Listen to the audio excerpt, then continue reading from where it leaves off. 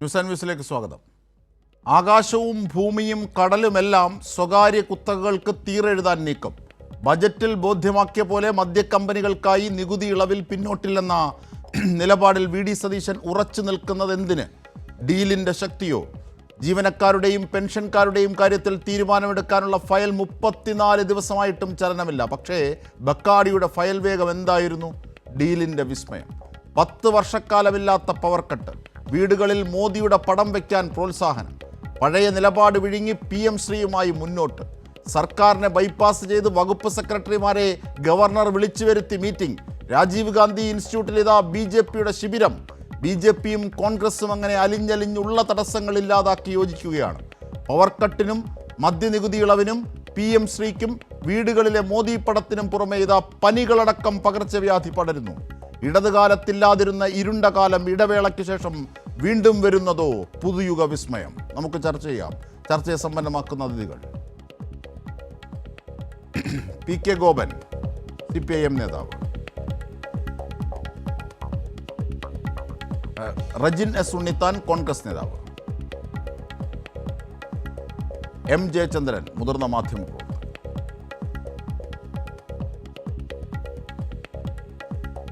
ആദ്യം കോൺഗ്രസ് നേതാവ് ശ്രീ റജിൻ S ഉണ്ണിത്താനിലേക്ക്. റജിൻ, ഏറ്റവും പ്രധാനപ്പെട്ട ഈ പുതുയുഗ വിസ്മയം ഞങ്ങൾ കണ്ടുകൊണ്ടിരിക്കുകയാണ്. ഇല്ലാത്ത പവർ കട്ട് വരുന്നു. മാത്രമല്ല, ഈ മദ്യനികുതി ഇളവിൽ ഇത്രയേറെ എതിർപ്പുകൾ ഉണ്ടായിട്ടും അതുമായി തന്നെ മുന്നോട്ട് പോകും. 1-ാം തീയതി വരുന്ന ധനബില്ലിലും അതുതന്നെ ബജറ്റിലെ ആ നിർദ്ദേശം പ്രതിഫലിക്കും എന്നൊക്കെയാണ് കേൾവി. എന്തൊക്കെ തരത്തിലാണ് ഈ ആരോപണങ്ങളെ കോൺഗ്രസിനുള്ള മറുപടി? അതെ, പുതുയുഗ ബഡ്ജറ്റാണെന്നും പുതുയുഗ സർക്കാരാണെന്നും ഒക്കെ നിങ്ങൾ അംഗീകരിച്ചു പോകുന്നത് വളരെയേറെ സന്തോഷമുണ്ട്. ഈ സർക്കാരിനെ സംബന്ധിച്ച് വിവാദങ്ങളിലേക്ക് ഈ സർക്കാരിനെ കൊണ്ടെത്തിക്കുവാൻ വേണ്ടിയുള്ള ശ്രമം പല ഭാഗത്തു നിന്നും ഉണ്ടാകുന്നുണ്ടെങ്കിൽ പോലും ഒരു വിവാദത്തിലേക്കും ചെന്നുപെടാനോ അല്ലെങ്കിൽ വിവാദങ്ങളിലേക്ക് ജനങ്ങൾ അത് വിവാദമാണ് എന്ന് കാണാത്ത തരത്തിലേക്ക് അല്ലെങ്കിൽ ജനങ്ങൾ അങ്ങനെ കാണാത്തടത്തോളം കാലം ഈ സർക്കാർ അതിന്റെ ആത്മാഭിമാനത്തോടു കൂടി മുന്നോട്ട് പോകും എന്നുള്ളതാണ് അതിന്റെ യാഥാർത്ഥ്യം. ഇവിടെ പവർ കട്ടിനെ സംബന്ധിച്ച് പറയുന്നുണ്ട്. പവർ കട്ട് എന്ന് പറയുന്നത്, പവർ കട്ട് ഇല്ലെങ്കിൽ പോലും കഴിഞ്ഞ ഗവൺമെന്റ് സമയത്ത് എന്താണ് പവർ കട്ടിന് പ്രത്യേക ഒരു പേര് കൊടുത്ത് വൈദ്യുതി നിയന്ത്രണം എന്ന രീതിയിലേക്ക് മണിക്കൂറുകളോളം വൈദ്യുതി നിയന്ത്രണം നടത്തിക്കൊണ്ട് പോയ ഒരു ഗവൺമെന്റ് നമുക്ക് മുന്നിലുണ്ട്. അത് ഞാൻ കഴിഞ്ഞ ഗവൺമെന്റിനെ ഈ ഗവൺമെന്റ് താരതമ്യം ചെയ്യാൻ പോകുന്നില്ല. പക്ഷേ നമ്മൾ ആലോചിക്കേണ്ട ഒരു കാര്യമുണ്ട്. ഇപ്പോൾ നമ്മുടെ മഴ കുറച്ച് കിട്ടുന്ന ഒരു സമയം, ആ ഒരു സാഹചര്യത്തിൽ നമ്മൾ പോയിക്കൊണ്ടിരിക്കുകയാണ്. അത് മാത്രമല്ല, നമ്മുടെ പല കരാറുകളും ഇപ്പോൾ നിലച്ചിരിക്കുന്ന ഒരു സാഹചര്യം പോയിക്കൊണ്ടിരിക്കുന്നത്. ഈ ഗവൺമെന്റിന്റെ മുന്നിൽ 41 ദിവസങ്ങളാണ് ഈ ഗവൺമെന്റുമായി ബന്ധപ്പെട്ട് ഈ ഗവൺമെന്റ് 41ാമത്തെ ദിവസമാണ് ഇപ്പോൾ പൂർത്തീകരിച്ച് മുന്നോട്ട് പോയിക്കൊണ്ടിരിക്കുന്നത്. ആ ഒരു സാഹചര്യത്തിൽ അതുമായി ബന്ധപ്പെട്ടുള്ള കാര്യങ്ങൾ നടപ്പിലാക്കുവാനോ അല്ലെങ്കിൽ പുതിയ കാര്യങ്ങളുമായി മുന്നോട്ട് പോകുവാനോ കൂടുതൽ വൈദ്യുതി ഉൽപ്പാദിപ്പിക്കുന്ന കമ്പനികളുമായി കരാറിൽ ഒപ്പിടുവാനോ ഒന്നും ഈ ഗവൺമെന്റിന് അതിന്റെ സാവകാശം കിട്ടിയിട്ടില്ല എന്നുള്ളതാണ് നമ്മൾ മനസ്സിലാക്കേണ്ടത്. അത് മാത്രമല്ല, 2014 ഉമ്മൻചാണ്ടി സർക്കാർ അധികാരത്തിലിരുന്ന സമയത്ത് കഴിഞ്ഞ 10 വർഷക്കാലം നിങ്ങൾ വൈദ്യുതി ഇതാണ് 2023 വരെ ഒക്കെ വൈദ്യുതിയുടെ അധികമായ വൈദ്യുതി നമുക്ക് ലഭിച്ചുകൊണ്ടിരുന്നു എന്നുള്ള യാഥാർത്ഥ്യമാണ്. അതിന് കാരണം എന്തായിരുന്നു? 2014 ഉമ്മൻചാണ്ടി ഗവൺമെന്റ് അധികാരത്തിലിരുന്നപ്പോൾ വൈദ്യുതി പ്രതിസന്ധി മുൻകൂട്ടി കണ്ടുകൊണ്ട് തന്നെ 465 മെഗാവാട്ട് സ്വകാര്യ കമ്പനികളായ ജിൻഡാൻ പവറിൽ നിന്നും ജാബുവ പവർ ലിമിറ്റഡിൽ നിന്നും യൂണിറ്റിന് വെറും 4.22 പൈസ നിരക്കിൽ ഏതാണ്ട് 25 വർഷത്തേക്ക്, അതായത് 2031 വരെയുള്ള കരാർ ഒപ്പിട്ടു. ആ കരാറുമായി മുന്നോട്ട് പോകുമ്പോൾ ആ കരാറ് ഇല്ലാതാക്കി കഴിഞ്ഞത് ആരാണ്? കഴിഞ്ഞ ഗവൺമെന്റാണ്. അങ്ങനെ ഒരു കരാർ ഇന്ന് നിലനിന്നിരുന്നെങ്കിൽ ഇത്രയും വലിയ വൈദ്യുതി ക്ഷാമത്തിലേക്ക് അല്ലെങ്കിൽ ഒരു വൈദ്യുതി ക്ഷാമത്തിലേക്ക് ഈ സർക്കാർ ഈ ഒരു കേരള നാട് പോവുകയില്ലായിരുന്നു, അല്ലെ വൈദ്യുതി വകുപ്പ് പോവുകയില്ലായിരുന്നു. ആ കരാറ് ഏതാണ്ട് വലിയ സംഭവമാണ് എന്നുള്ള രീതിയിലേക്ക് അല്ലെങ്കിൽ റെഗുലേറ്ററി കമ്മീഷനെയൊക്കെ വെച്ച് അതിന്റെ മറവിൽ സാങ്കേതികപരമായിട്ട് കേന്ദ്ര സർക്കാരിന്റെ ഒക്കെ ആയിട്ടുള്ള ചെറിയ സാങ്കേതിക കാര്യങ്ങൾ പറഞ്ഞുകൊണ്ട് അവർക്ക് കോടതിയിൽ പോകുവാനും സർക്കാരിന് കോടതിയിൽ പോകുവാനും ഒക്കെയുള്ള സാഹചര്യങ്ങൾ ഒരുക്കിക്കൊണ്ട് അങ്ങനെയുള്ള സ്വകാര്യ കമ്പനികളെ ആ നിലയിൽ സംരക്ഷിക്കുന്നതിന് വേണ്ടി ഒരു ഗവൺമെന്റ് എടുത്ത തീരുമാനത്തിന്റെ പേരിലാണ് ആ 4.29 പൈസയ്ക്ക് 4 രൂപ 29 പൈസയ്ക്ക് കിട്ടേണ്ട യൂണിറ്റിന് കിട്ടേണ്ട ആ കരാർ നമുക്ക് നഷ്ടപ്പെട്ടു പോകുന്നത്. അതിന് ഉത്തരവാദികൾ ആരാണ്? മുൻ സർക്കാരാണ്. അവർ കേരള ജനതയോട് കാണിച്ച ഈ പവർ കട്ടോ ഒന്നും ഉണ്ടായിരുന്നില്ല. പവർ കെട്ടില്ലായിരുന്നു, പക്ഷെ വൈദ്യുതി നിയന്ത്രണമേ ഉള്ളായിരുന്നു, പേര് മാറ്റിയെന്ന് മാത്രമേ ഉള്ളൂ അജിംഷാദെ. വൈദ്യുതി നിയന്ത്രണവുമായി ബന്ധപ്പെട്ട് നമുക്കറിയാമല്ലോ, നമ്മളെല്ലാവരും കേരള നാട്ടിൽ ജീവിച്ചുകൊണ്ടിരുന്നതാണ്, നമുക്കെല്ലാവർക്കും അറിയാമല്ലോ താങ്കൾ വൈദ്യുതി പവർ നിയന്ത്രണം. കട്ടുമായി ബന്ധപ്പെട്ട് താങ്കളുടെ വാദം പറഞ്ഞു. ഇനി ഞാൻ ഈ വാക്കുകളൊന്ന് കേൾപ്പിക്കാം. അത് സ്പീക്കറുടേതാണ്, തിരുവഞ്ചൂർ രാധാകൃഷ്ണൻ എന്ന മുതിർന്ന കോൺഗ്രസ് നേതാവിൻ്റെതാണ്. അദ്ദേഹത്തിൻ്റെ വാക്കുകളൊന്ന് കേൾപ്പിക്കാം. പാർക്കടക്കം കേരളത്തിലെ എല്ലാ IT ഹബ്ബുകളിലെല്ലാം ഈ ബാർ തുടങ്ങുന്നതിനുള്ള നടപടിയായിരുന്നു. അത് സാധ്യമല്ല എന്നൊരു നിലപാട് അന്നും എടുത്തു, ഇന്നും എടുത്തു, എന്നും നമ്മൾ ആ നിലപാടിൽ തന്നെയാണ്. അതിനകത്തൊന്നും ഒരു വ്യത്യാസമില്ല. ഇപ്പം ഈ ചർച്ച എങ്ങനെ വന്നു എന്ന് എനിക്കറിയില്ല. എല്ലാം മൊത്തം കത്തിയപ്പോൾ ഒന്നുകൂടെ ഇരുന്നോട്ടെ എന്ന് കരുതി ആരെങ്കിലും തട്ടിയതായിരിക്കും എന്നുള്ളതാണ് എൻ്റെ വിശ്വാസം. അതായത് അദ്ദേഹം ഈ വിവാദങ്ങൾ ഉണ്ടാക്കുന്നതിന് അദ്ദേഹത്തിൻ്റെ പരിമിതിയിൽ നിന്നുകൊണ്ട് പറയുന്നുണ്ടെങ്കിൽ പോലും ഇങ്ങനെ ഒരു മദ്യനയം, അതായത് മദ്യ കമ്പനികൾക്ക് നികുതി ഇളവ് ചെയ്ത് മദ്യം സുലഭമാക്കുന്ന തരത്തിലേക്കുള്ള ഒരു ഈ ബജറ്റിൽ കണ്ട നിർദ്ദേശം, അത് ധനബില്ലിൽ കൂടി 1-ാം തീയതി എത്തുന്ന ധനബില്ലിൽ, അതൊരു ബജറ്റിൻ്റെ ഒരു പ്രോസസ്സ് തന്നെയാണല്ലോ, ധനബില്ലിൽ പ്രതിഫലിക്കും എന്ന വിവരം അതിൽ ഉറച്ചു നിൽക്കുകയാണ് സതീശൻ എന്ന വിവരം പറയുമ്പോഴാണ് അദ്ദേഹം പറയുന്നത്. അപ്പോൾ ധനബില്ലിൽ ഇതുണ്ടാകുമോ എന്നുള്ളതാണ്, നികുതി ഇളവ് അതുണ്ടാകുമെന്നാണ് സതീശൻ്റെ പക്ഷം. കാരണം മറ്റൊരു കൂടിയാലോചനയോ അല്ലെങ്കിൽ UDF വിളിച്ചൊരു ചർച്ചയോ മദ്യനയവുമായി ബന്ധപ്പെട്ട കാര്യങ്ങളോ ഒന്നും ഇതുവരെ ചർച്ച ചെയ്തിട്ടില്ല. ഇങ്ങനെയൊരു സാഹചര്യത്തിൽ ഇത്രയേറെ എതിർപ്പ് അവഗണിച്ച് എന്തിനാണ് ദ്രുതവേഗം ഫയൽ ചലിപ്പിച്ചതും ഈ ബക്കാടി കമ്പനിക്കായി നീങ്ങുന്നതും? എന്നോടാണോ? അതെ, അജിംഷാദെ, ഇതുമായി ബന്ധപ്പെട്ട് നമ്മൾ നിറയെ ചർച്ചകൾ ഈ കൈരളിയുടെ ഫ്ലോറിൽ തന്നെ ഒത്തിരി ഈ പറയുന്ന വിഷയങ്ങളുമായി നമ്മൾ വലിയ ചർച്ചകൾ നടത്തിയ ആ ചർച്ചയ്ക്കകത്തുള്ള അതേ കാര്യങ്ങൾ തന്നെയാണ് എനിക്ക് വീണ്ടും ആവർത്തിക്കാനുള്ളത്. എന്താണ് ഈ ധനബില്ല് അല്ലെങ്കിൽ ഈ പറയുന്ന ബഡ്ജറ്റുമായി ബന്ധപ്പെട്ട് മുൻ സർക്കാർ എടുത്തിരുന്ന ഈ പറയുന്ന വീര്യം കുറഞ്ഞ മദ്യങ്ങൾ, ആ മദ്യത്തിന് നികുതി നിശ്ചയിക്കേണ്ട ആവശ്യകത എന്ന് പറയുന്നത് പുതിയ സർക്കാരിനാണ്. അതുമായി ബന്ധപ്പെട്ടുള്ള നികുതി നിശ്ചയിച്ചു, നല്ല നികുതി കുറവ് ഉണ്ടായി എന്നുള്ള കാര്യമാണ്. പക്ഷേ ഉത്തരവാദിത്തപ്പെട്ട കേരളത്തിന്റെ എക്സൈസ് മന്ത്രി കഴിഞ്ഞ ദിവസങ്ങളിൽ നിങ്ങൾ തന്നെ ആ ബൈറ്റ് പലതവണ പിന്നെ സംവാദത്തിനിടയിൽ പോലും പലതവണ നിങ്ങൾ ആ ബൈറ്റുകൾ കാണിക്കാറുണ്ട്. കേരളത്തിൽ മദ്യം വിൽക്കണോ വേണ്ടയോ, അല്ലെങ്കിൽ ഏത് മദ്യം വിൽക്കണം വേണ്ട എന്നുള്ളത് തീരുമാനിക്കുന്നത് UDFന്റെ അല്ലെങ്കിൽ കോൺഗ്രസുമായി ബന്ധപ്പെട്ട് അല്ലെങ്കിൽ UDFുമായി ബന്ധപ്പെട്ട് ആലോചിച്ച് മന്ത്രിസഭാ യോഗത്തിൽ തീരുമാനമെടുത്ത് എക്സൈസ് വകുപ്പ് അവതരിപ്പിക്കുന്ന മദ്യനയമാണ്. ആ മദ്യനയം ഇതുവരെയായിട്ടും നമ്മൾ നിലവിൽ വന്നിട്ടില്ല എന്നുള്ളതാണ് യാഥാർത്ഥ്യം. ആ മദ്യനയത്തിലാണ് ചിലർക്ക് നികുതി ഇളവ് കൊടുക്കുന്നു. അപ്പോൾ അത് കൂടുതൽ ഗുരുതര കുറ്റമാണ്. അത് കൂടുതൽ അല്ല, ഞാൻ പറഞ്ഞല്ലോ വീര്യം കുറഞ്ഞ മദ്യങ്ങൾ ഉൽപ്പാദിപ്പിക്കുവാനും അത് വിതരണം ചെയ്യുവാനും, അത് നിങ്ങൾ കശുമാവയിൽ നിന്നും അല്ലെങ്കിൽ മരച്ചീനിയിൽ നിന്നും ഒക്കെ ആണെങ്കിൽ പോലും LDFന്റെ മദ്യനയത്തിന്റെ 25ാമത്തെ ക്ലോസിനകത്ത് പറഞ്ഞിട്ടുള്ളത് എന്താണ്? ഇതുമായി ബന്ധപ്പെട്ട് അങ്ങനെ ഒരു കാര്യങ്ങളൊന്നും പറഞ്ഞിട്ടില്ല. വീര്യം കുറഞ്ഞ മദ്യം അത് ഉൽപ്പാദിപ്പിക്കും, ബക്കാടി കമ്പനി ആയാലും അതുമായി ബന്ധപ്പെട്ടുള്ള കാര്യങ്ങളെല്ലാം അതിനകത്ത് പറഞ്ഞിട്ടുള്ളൂ. മദ്യനയത്തിൽ തന്നെ LDFന്റെ റജിനെ, ഞാൻ ഒരൊറ്റ കാര്യം, അതായത് ഈ വീര്യം കുറഞ്ഞ മദ്യം, അത് ഹോർട്ടി വൈൻ, ഹോർട്ടി ലിക്കർ, അത് ആരിൽ നിന്നാണ് ശേഖരിക്കുന്നത്, അതിൻ്റെ നികുതി ഇളവ് അതിനാണ് നൽകിയത്. ഈ വസ്തുത നോക്കി, ഈ വിവരം നോക്കി, ഈ വാതിൽ നോക്കി കടന്നു വന്ന ലിക്കർ മീൻസ് ആൽക്കഹോൾ നേർപ്പിച്ചുള്ള ഒരു മദ്യ കമ്പനി എത്തുന്നു. അവർ ഇതിൻ്റെ ഫയൽ മുമ്പോട്ട് വെക്കുന്നു. ആ ഫയൽ 2023 ഈ സർക്കാർ, അതായത് LDF സർക്കാർ അത് നീക്കാതെ അവിടെ പിടിച്ചു വെക്കുന്നു. അപ്പോൾ ഈ മദ്യനയത്തിൽ ഈ വീര്യം കുറഞ്ഞ മദ്യത്തിൻ്റെ ആനുകൂല്യം കർഷകർക്ക് മാത്രമാണ് ഇത്യാദി. ഇതുമായി ബന്ധപ്പെട്ട കാര്യങ്ങളൊക്കെ PK ഗോപൻ LDFൻ്റെ കാര്യം സംസാരിക്കട്ടെ, അദ്ദേഹത്തിലേക്ക് പോകാം. ഞാൻ ചോദിക്കുന്ന അതല്ല, ഏത് വിഷയം വന്നാലും നിങ്ങൾ PM ശ്രീ വരുമ്പോൾ സർക്കാർ തുടർച്ചയാണ്, മുൻ സർക്കാർ ഇല്ലാത്ത MOUൻ്റെ പേരിൽ മുൻ സർക്കാർ കരാറിട്ടു, അത് ഞങ്ങൾ തുടരുന്നു. ഇനി എന്താണ് PMAYയുടെ കാര്യം പറയുമ്പോൾ അത് മോദിയുടെ പടം വെക്കുന്നതിനകത്ത് കുറ്റമില്ല, അത് നേരത്തെ തന്നെ തുടർന്ന് വരുന്നതാണ്, അത് ആനയാണ്, അങ്ങനെ പറയുന്നു. പിന്നീട് ഇപ്പോൾ ഇതാ മദ്യനികുതിയുടെ കാര്യം വരുമ്പോൾ മദ്യനയം നേരത്തെ തുടർന്ന് വരുന്നതാണ്. നിങ്ങൾക്ക് എന്തിനാണ് പിന്നെ ഈ മാൻഡേറ്റ് ലഭിച്ചത്? ഇതിൻ്റെ രാഷ്ട്രീയപരമായ കാര്യം അവരുടെ സർക്കാരിന്മേൽ നിങ്ങൾ വെച്ച കാര്യത്തെ സംബന്ധിച്ച് PK ഗോപൻ പറയട്ടെ. ഞാനൊരു പൗരൻ എന്ന നിലയിൽ ചോദിക്കുകയാണ്, നിങ്ങൾക്ക് എന്തിനാണ് പിന്നെ ഈ മാൻഡേറ്റ് ജനവിധി ലഭിച്ചത്? ഈ ജനവിധി ലഭിക്കുമ്പോൾ നിങ്ങളെല്ലാം പഴയ സർക്കാരിൻ്റെ തുടർച്ചയാണെന്ന് പറഞ്ഞ് എല്ലാ കാര്യങ്ങളും അവർ ചെയ്യാത്തതും അവർ ചെയ്തതും നിങ്ങൾ എതിർത്തതുമായ കാര്യങ്ങളെല്ലാം നടപ്പാക്കിയിട്ട് ഒറ്റ കാര്യം പറയുകയാണ്, പഴയ സർക്കാരിൻ്റെ തുടർച്ചയാണത്രേ. കേരളയിൽ ഈ തുടർച്ച കണ്ടില്ലല്ലോ, കിഫ്ബിയിൽ ഈ തുടർച്ച കാണില്ല. പറയൂ റജിൻ. അജിംഷാദെ, ഇതിനകത്ത് തുടർച്ച എന്നുള്ള വാക്ക് ആരും ഉന്നയിച്ചിട്ടില്ല. എന്താണ് പറഞ്ഞത്? പഴയ ഗവൺമെന്റ് നടത്തിയ മദ്യനയത്തിന്റെ കാര്യമാണ് പറഞ്ഞത്. ആ മദ്യനയവുമായി ബന്ധപ്പെട്ട് ഈ പറയുന്ന വീര്യം കൂടിയ മദ്യം ഉൽപ്പാദിപ്പിക്കണമെന്നും വിതരണം ചെയ്യണമെന്നും ഉള്ള മദ്യനയം ഉണ്ടാക്കിയതും അത് ബഡ്ജറ്റിൽ ഉൾപ്പെടുത്തിയതും എല്ലാം പഴയ ഗവൺമെന്റ് ആണ്. അപ്പോൾ 2023-ലാണല്ലോ ഈ ബക്കാഡിയുടെ ഫയല്. ഈ ബക്കാഡി ഇതുമായി സ്വാഭാവികമായിട്ടും ബന്ധപ്പെട്ട് 2023-ലാണല്ലോ LDF സർക്കാരിനെ സമീപിച്ചത്. പിന്നീട് 3 വർഷം കഴിഞ്ഞല്ലേ പിന്നീട് ഇലക്ഷൻ നടന്നത്. അതുവരെ അവർ നടപ്പാക്കിയില്ലല്ലോ. പിന്നെ എങ്ങനെ നിങ്ങൾ നടപ്പാക്കുന്നത്? അത് നടപ്പിലാക്കുമെന്ന് ആരാണ് പറഞ്ഞത്? ഇതിനകത്ത് അതുമായി ബന്ധപ്പെട്ട നികുതി നിശ്ചയിച്ചു എന്നുള്ളതല്ലേ? അത് എവിടെങ്കിലും ഒരിടത്തുമില്ല സ്വാഭാവികമായിട്ടും ധനകാര്യവുമായി ബന്ധപ്പെട്ട് ഒരു ബഡ്ജറ്റ് അവതരിപ്പിക്കുമ്പോൾ അതുമായി ബന്ധപ്പെട്ട നികുതി ധനബില്ലിൽ അത് ഉണ്ടാവില്ലേ? ഈ ഇപ്പോൾ പ്രഖ്യാപിച്ച നികുതി ഇളവ് ബക്കാഡിക്കടക്കമുള്ളവർക്കുള്ള നികുതി ഇളവ് ഉണ്ടാകില്ലേ?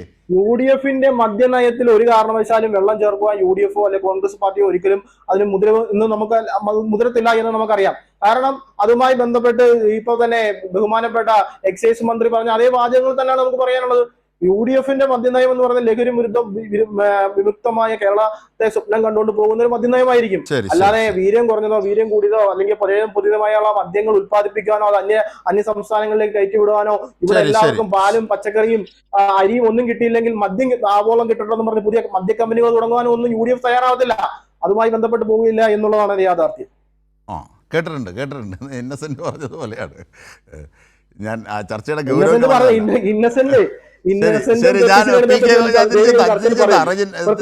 മദ്യനയവുമായി ബന്ധപ്പെട്ടുള്ള ചർച്ചയിലൊന്നും ഇന്നസെന്റിനെയും പറയരുത് എന്നാണ് എനിക്ക് പറയാം. പി കെ ഗോപൻ അവർ കേരളത്തിന്റെ സ്വത്താണല്ലോ. ശ്രീ പി കെ ഗോപൻ, നിങ്ങൾ മുമ്പ് ഈ വൈദ്യുതി കരാറുകളുമായി ബന്ധപ്പെട്ടുണ്ടാക്കി വെച്ച പ്രശ്നങ്ങൾ, ലയബിലിറ്റികൾ, പിന്നീട് നിങ്ങൾ വീര്യം കുറഞ്ഞ മദ്യം ഇളത്തിന് ഇളവ് ചെയ്യാൻ വേണ്ടി കമ്പനികളുമായി ഉണ്ടാക്കിയ കരാറുകൾ, ഇതൊക്കെ തുടരേണ്ടി വരികയാണ്. സർക്കാരിൻ്റെ തുടർച്ചയാണ് ഇപ്പോഴത്തെ UDF സർക്കാരും. അത് സർക്കാരുകൾ സാങ്കേതികവും അഡ്മിനിസ്ട്രേഷനുമായ തുടർച്ചയാണ്. അന്ന് നിങ്ങളിതെല്ലാം ചെയ്തു വെച്ചിട്ട് ഇരുണ്ട കാലമാണ് വരാൻ പോകുന്നതെന്ന് പറയുന്നുണ്ട്. എന്താ കാര്യം? P K Gopan. ഈ ജൻസി ഒഴിച്ച് ബാക്കിയുള്ളവരോട് കേരളത്തിലെ ഇലക്ട്രിസിറ്റിയെ കുറിച്ച് പ്രത്യേകിച്ച് ആരും പറഞ്ഞു കൊടുക്കേണ്ട കാര്യമില്ല. ഞാൻ 2ാം ക്ലാസ്സിലോ മറ്റോ പഠിക്കുമ്പോഴാണ് എൻ്റെ വീട്ടിൽ ഇലക്ട്രിസിറ്റിക്ക് വേണ്ടി ആപ്ലിക്കേഷൻ കൊടുക്കുന്നത്. എൻ്റെ വീട്ടിൽ കറണ്ട് ലഭിക്കുന്നത് ഞാൻ 10ാം ക്ലാസ്സും കഴിഞ്ഞതിന് ശേഷമാണ്. അതായത് 8 വർഷക്കാലം കഴിഞ്ഞിട്ടാണ് എൻ്റെ വീട്ടിൽ കറണ്ട് ലഭിക്കുന്നത്. ഏതെങ്കിലും തരത്തിലുള്ള സാങ്കേതിക തടസ്സം വീട്ടിൽ ഉണ്ടായത് കൊണ്ടല്ല. ഞാൻ എൻ്റെ ഉദാഹരണം പറയുമ്പോൾ കേരളത്തിലെ മുഴുവൻ വീടുകളുടെ അവസ്ഥ അതാണ്.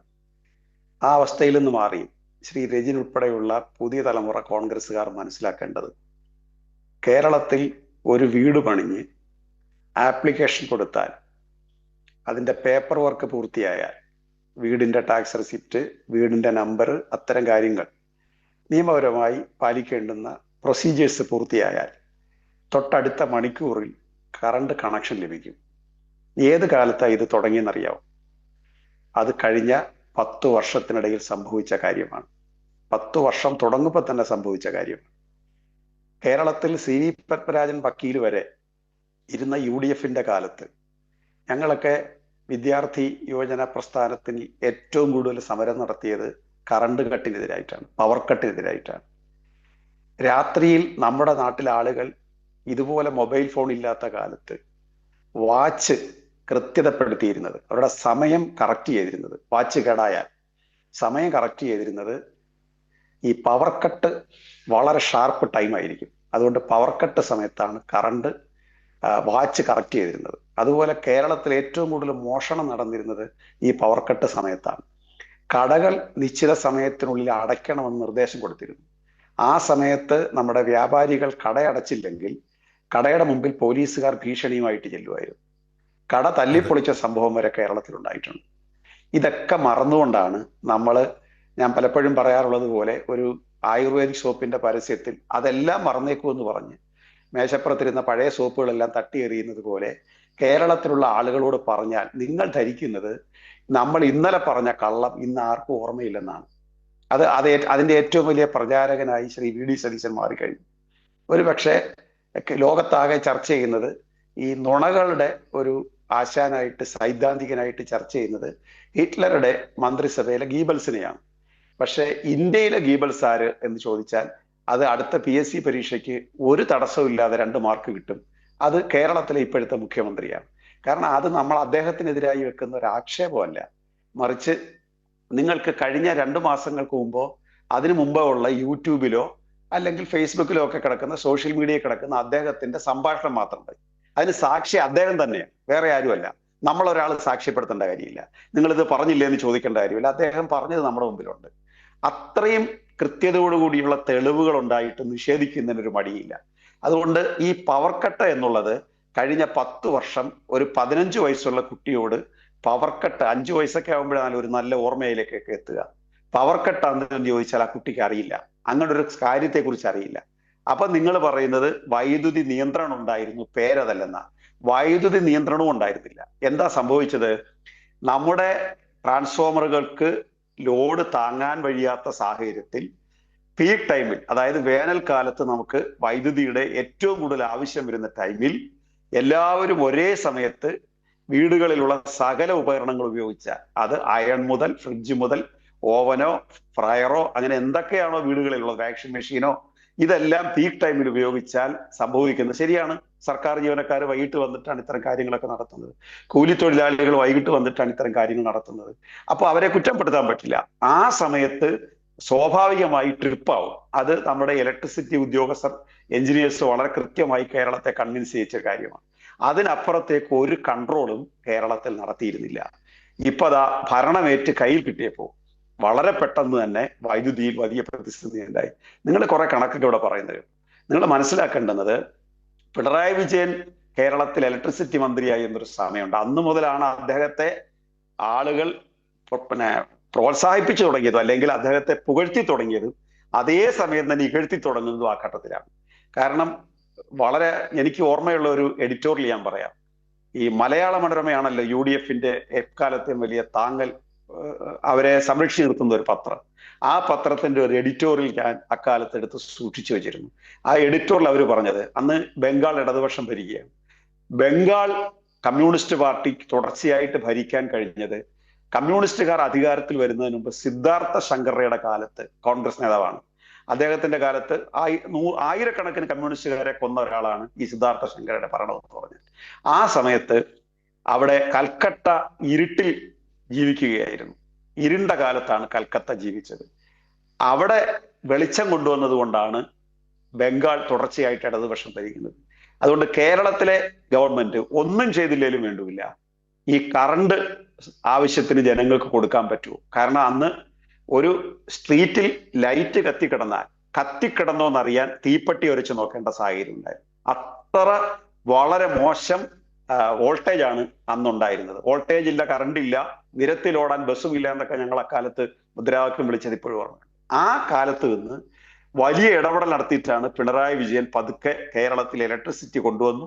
അത് പിന്നെ ശർമ്മയിലൂടെ, അത് നിങ്ങളൊക്കെ എപ്പോഴും ആക്ഷേപിക്കുന്ന MM മണി ആശാനിലൂടെ, ഇപ്പൊ കൃഷ്ണൻകുട്ടി സാറിലൂടെ എങ്ങനെയാണ് കേരളം, നിങ്ങൾ വേറൊന്നും സമ്മതിക്കണ്ട, എപ്പോ ആപ്ലിക്കേഷൻ കൊടുത്താലും കറണ്ട് കിട്ടുമായിരുന്നു ഒരു വീട്ടിൽ? സപ്ലൈ ഇല്ലാതെ, കറണ്ട് ഇല്ലാതെ കൊടുക്കാൻ പറ്റുമായിരുന്നോ? പറ്റില്ലേ. ഏത് വ്യവസായത്തിനും നിയമപരമായിട്ട് കറണ്ട് കിട്ടിയിരുന്നോ? കറണ്ട് ഇല്ലാത്തതിന്റെ പേരിൽ വ്യവസായം മുടങ്ങിയോ? വ്യവസായം ലോക്കൗട്ട് ചെയ്യേണ്ട സാഹചര്യം വന്നോ? കറണ്ട് ഇല്ലാത്തതിന്റെ പേരിൽ കേരളത്തിൽ എവിടെങ്കിലും പ്രൈവറ്റ് സ്ഥാപനമോ പൊതുമേഖലാ സ്ഥാപനമോ അടച്ചുപൂട്ടേണ്ടി വന്നോ? ഈ സാഹചര്യം ഒന്നും 10 വർഷം മുമ്പില്ലായിരുന്നു. അതുകൊണ്ട് നിങ്ങൾ ഇനി നേരത്തെ അങ്ങനെ ആയിരുന്നു എന്ന് പറഞ്ഞാൽ അത് പച്ച നുണയാണ് പറയുന്നത്. അതാണ് ഇലക്ട്രിസിറ്റിയുമായി ബന്ധപ്പെട്ട് പറയാനുള്ളൊരു കാര്യം. രണ്ടാമത്തത് പറയാവോ ശ്രീ? ഞാൻ മറ്റു വിഷയത്തിലേക്ക് വരുന്നതിന് മുമ്പ് ഞാൻ ജയചന്ദ്രൻ സാറിലേക്ക് ഒന്ന് പോയതിനു ശേഷം തിരിച്ചെത്താം. ശരി ശരി ശരി. ശ്രീ M ജയചന്ദ്രൻ, ഇത് ഒരു നിലപാടിൻ്റെയും നയത്തിൻ്റെയും പ്രശ്നമാണ്. കാരണം ഇപ്പോൾ PM ശ്രീയുടെ കാര്യത്തിൽ ഇവർക്ക് മോദിയുടെ കയ്യിൽ നിന്ന് പണം വാങ്ങണം, എന്നിട്ട് പാപഭാരം പഴയ സർക്കാരിൻ്റെ തലയിൽ വെക്കണം. അവിടെ ഫ്രീസായ ഒരു MOU മാത്രമേ ഉള്ളൂ. അപ്പോൾ പ്രതിപക്ഷത്തിരുന്നപ്പോൾ മത്സരകാലത്ത് പറഞ്ഞിരുന്ന, തെരഞ്ഞെടുപ്പ് കാലത്ത് പറഞ്ഞിരുന്ന അതേ കാര്യങ്ങൾ വസ്തുതാവിരുദ്ധമായത് ആവർത്തിക്കുകയാണ്. ചില മാധ്യമങ്ങൾ കൂട്ടുനിൽക്കുന്നു. ഉദാഹരണത്തിന് ഇപ്പോൾ തന്നെ മോദിയുടെ പടം PMAY പദ്ധതിയുമായി ബന്ധപ്പെട്ട് മോദിയുടെ ചിത്രം പതിക്കുന്നതിൽ, ലോഗോയിലുള്ള മോദിയുടെ ചിത്രം പതിക്കുന്നതിൽ എന്താണ് തെറ്റെന്ന് ഒരു മുസ്ലിം ലീഗിൻ്റെ മന്ത്രിക്ക് ചോദിക്കേണ്ടി വരുന്ന സാഹചര്യമുണ്ട്. അത് UDFൻ്റെ ഒരു നയമാണ്. കാരണം കോൺഗ്രസ് ഭരിക്കുന്ന കർണാടക അടക്കമുള്ള സ്ഥലങ്ങളിൽ, തെലങ്കാന അടക്കമുള്ള സ്ഥലങ്ങളിൽ, ഹിമാചൽ പ്രദേശ് അടക്കമുള്ള സ്ഥലങ്ങളിൽ PM ശ്രീ ഒപ്പിട്ടു. പിന്നീട് മുൻകാലത്ത് രാജസ്ഥാനിലും ജാർഖണ്ഡിലും ഇവർ ഭരിക്കുന്ന സമയത്ത് അത് ഒപ്പിട്ടു. അപ്പോൾ ഇവരുടെ അവിടെയൊന്നും പിണറായി വിജയൻ സർക്കാരിൻ്റെ MOU, ഫ്രീസായ MOU അല്ലല്ലോ ഇതിന് കാരണമായത്. അപ്പോൾ ഒരു നയമാണ്. ഈ നയം എങ്ങനെ പോകുന്നു എന്നുള്ളതാണ്. അതാണ് ഗവർണർ വകുപ്പ് സെക്രട്ടറിമാരെ VD സതീശൻ പോലും അറിയാതെ വിളിച്ചു വരുത്തി മീറ്റിംഗ് നടത്തുന്നു. അപ്പോൾ എല്ലാ കാര്യങ്ങളിലും ഇത് പ്രതിഫലിക്കുകയാണ്. എന്നിട്ട് വീണ്ടും പ്രതിപക്ഷത്തിരുന്നപ്പോഴുള്ളതുപോലെ നുണകൾ ആവർത്തിച്ചാൽ ഇതിനെല്ലാം അതിജയിക്കാമെന്നാണ് ആണ് പറയുന്നത്. പക്ഷേ ഇരുണ്ട കാലം ദാ എത്തുന്നു, പവർ കട്ടാകുന്നു, പനിമരണങ്ങൾ വ്യാപിക്കുന്നു. ഇതൊക്കെ നമ്മുടെ മുമ്പിൽ മൂർത്തമായി നിൽക്കുകയും ചെയ്യുന്നു. ഈ സാഹചര്യത്തെ എങ്ങനെയാണ് വിലയിരുത്തേണ്ടത്? അജിംഷാദെ, ഞാൻ ഈ PMAYയുടെ കാര്യം പറഞ്ഞിട്ട് മറ്റ് ഒരു ഭാഗം പറയാനുണ്ട്, അതിലേക്ക് വരാം. അത് ഈ PMAY എന്ന് പറയുന്നത് PMAY G ഉണ്ട്, PMAY U ഉണ്ട്. PMAY G എന്ന് പറഞ്ഞാൽ ഗ്രാമീണ മേഖല. PMAY U എന്ന് പറഞ്ഞാൽ അർബൻ സെക്ടർ, നഗര മേഖലയിൽ. അപ്പൊ ഇവിടെ ഈ അതീവ ബഹുമാനപ്പെട്ട കേന്ദ്ര ഗവൺമെന്റ് ഈ 4 ലക്ഷം രൂപയുടെ ഗ്രാമീണ മേഖലയിലെ ഒരു വീടിന് എത്ര രൂപയാണ് കൊടുക്കുന്നത്, ഈ ലോഗോ പതിച്ചു വെക്കണം എന്നാവശ്യപ്പെടാനായിട്ട് ഈ മന്ത്രിക്ക് നാണം വേണം. ആദ്യം 72,000 രൂപയാണെന്ന് കൊടുക്കുന്നത് കേന്ദ്ര സർക്കാർ PMAYക്ക്. ആ സ്കീം പ്രകാരം ഗ്രാമീണ മേഖലയിൽ 72,000 രൂപയും നഗരമേഖലയിൽ 1.5 ലക്ഷം രൂപയാണ് കൊടുക്കുന്നത്. പക്ഷെ ഇവിടെ പണിയുന്നതോ 4 ലക്ഷം രൂപ സംസ്ഥാന സർക്കാർ കൊടുത്തിട്ടാണ് പണിയുന്നത്. അപ്പോൾ ബാക്കി 328 കൊടുക്കുന്ന സംസ്ഥാന സർക്കാരാണ്. അതിനെപ്പറ്റി മിണ്ടാട്ടമില്ല. അങ്ങനെ കൊടുക്കുന്ന സംസ്ഥാന സർക്കാർ പറയുന്നില്ല ചാപ്പ കുത്താൻ. പക്ഷെ ഈ 72,000 കൊടുക്കുന്ന കേന്ദ്രം പറയാണ് ചാപ്പ കുത്തണമെന്ന്. സൗകര്യം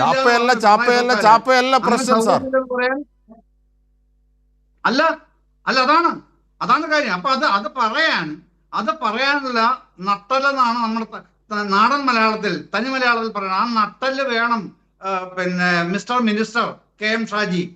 അതില്ലാത്തതിന്റെ പ്രശ്നമാണ് താങ്കൾ എല്ലാ ദിനവും കാണിക്കുന്നത്. അതാണ് അതുമായി ബന്ധപ്പെട്ട് പറയാനുള്ള മറുപടി. പിന്നെ വളരെ പ്രധാനപ്പെട്ട മറ്റൊരു കാര്യം ഈ ചർച്ചയിൽ പറയാനുള്ളത് അജിംഷാദെ, ഇവര് താങ്കൾ പറഞ്ഞതുപോലെ തന്നെ പലതും ഗവൺമെന്റ് തുടർച്ചയാണല്ലോ എന്നൊക്കെ പറഞ്ഞ് മെഴുകി നടക്കുന്നുണ്ട്, മെഴുകി വരുന്നുമുണ്ട്. അപ്പൊ അതിൻ്റെ അകത്ത് ഒരു പ്രധാനപ്പെട്ട കാര്യം ഞാൻ അങ്ങോട്ട് പറയുകയാണ്. ആ തീയതി ഉൾപ്പെടെ പറയുകയാണ്. ഈ വർഷം 2021, തീയതി ഫെബ്രുവരി 24, സമയം രാവിലെ 10 മണി, ഡൽഹിയിൽ പ്രധാനമന്ത്രിയുടെ ആസ്ഥാനത്ത് ഒരു വെബിനാർ നടക്കുകയാണ്.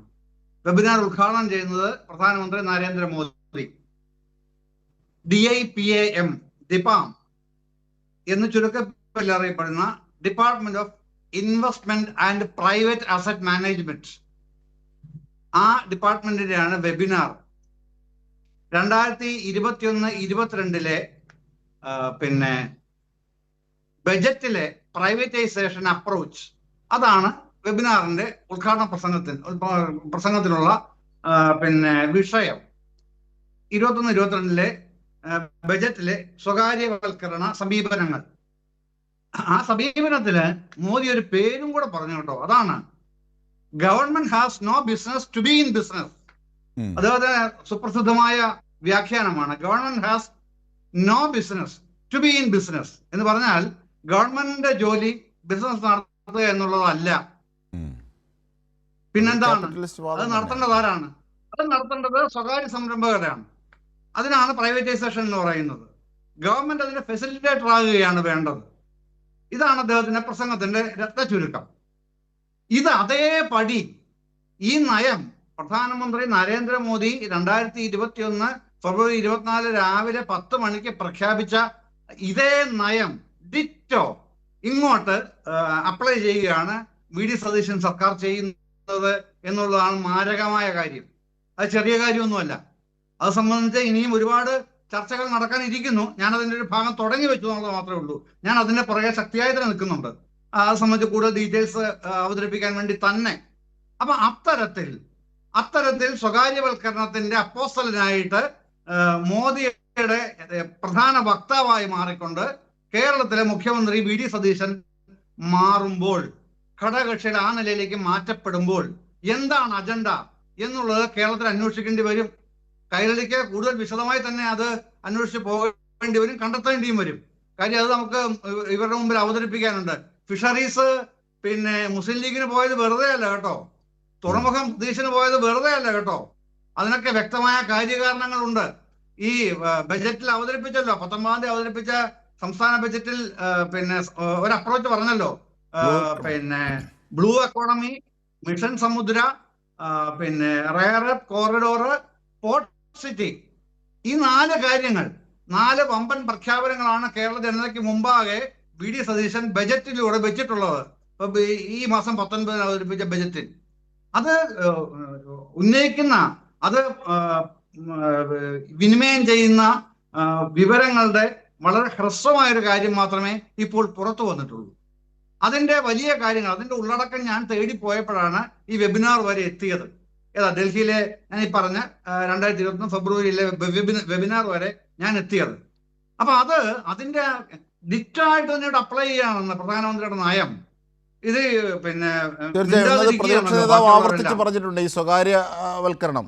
മാത്രമല്ല, ഇതിനകത്ത് താങ്കൾ സൂചിപ്പിച്ചല്ലോ, മുൻകാലങ്ങളിലെയും BJP സർക്കാർ അരുൺ ഷൂരിയൊക്കെ വെച്ചൊരു വകുപ്പ് തന്നെ ഇങ്ങനെ പൊതുമേഖലാ സ്ഥാപനങ്ങൾ മുറിച്ചു വിൽക്കുന്നതിനുണ്ടാക്കി. അതുപോലെ ആ മാതൃകയും തുടരും വി ഡി സതീശൻ. കാരണം അതുമായി ബന്ധപ്പെട്ട കാര്യങ്ങളും തുടർന്നുള്ള ദിവസങ്ങളിൽ വന്നേക്കാം. അല്ല അജിം സാറേ, ഇതിന്റെ കൂട്ടത്തിൽ 1 മിനിറ്റൂടെ, അതാണ് അന്നത്തെ ആ പ്രസംഗത്തിൽ, അന്നത്തെ ആ ഡിപ്പാമിന്റെ ഈ ഉദ്ഘാടന പ്രസംഗത്തിൽ പ്രധാനമന്ത്രി 2 കാര്യങ്ങൾ പ്രഖ്യാപിച്ചു. പൊതുമേഖലാ സ്ഥാപനങ്ങളുടെ ഓഹരി വിറ്റഴിച്ചുകൊണ്ട് 2.5 ലക്ഷം കോടി തങ്ങൾ സമ്പാദിക്കും. പൂട്ടിക്കിടക്കുന്ന പൊതുമേഖലാ സ്ഥാപനങ്ങളുടെ എല്ലാം ഓഹരി വിറ്റഴിച്ചുകൊണ്ട് 2.5 ലക്ഷം കോടി. പിന്നെ മറ്റൊന്ന്, പിന്നെ LIC, പിന്നെ നമ്മുടെ ഇന്ത്യൻ എയർലൈൻസ് തുടങ്ങിയ സ്ഥാപനങ്ങൾ വിറ്റഴിച്ചുകൊണ്ട് 1.25 ലക്ഷം കോടി തങ്ങൾ സമ്പാദിക്കും. ഇത് പറഞ്ഞിട്ട് ഇപ്പൊ 5ാമത്തെ വർഷമാണിത്. ഇതിൽ യാതൊന്നും നടന്നില്ല. ഒരെണ്ണം മാത്രം ഭാഗികമായി നടന്നു. പിന്നെ ടാറ്റാസ് എയർ ഇന്ത്യ ഏറ്റെടുത്തു.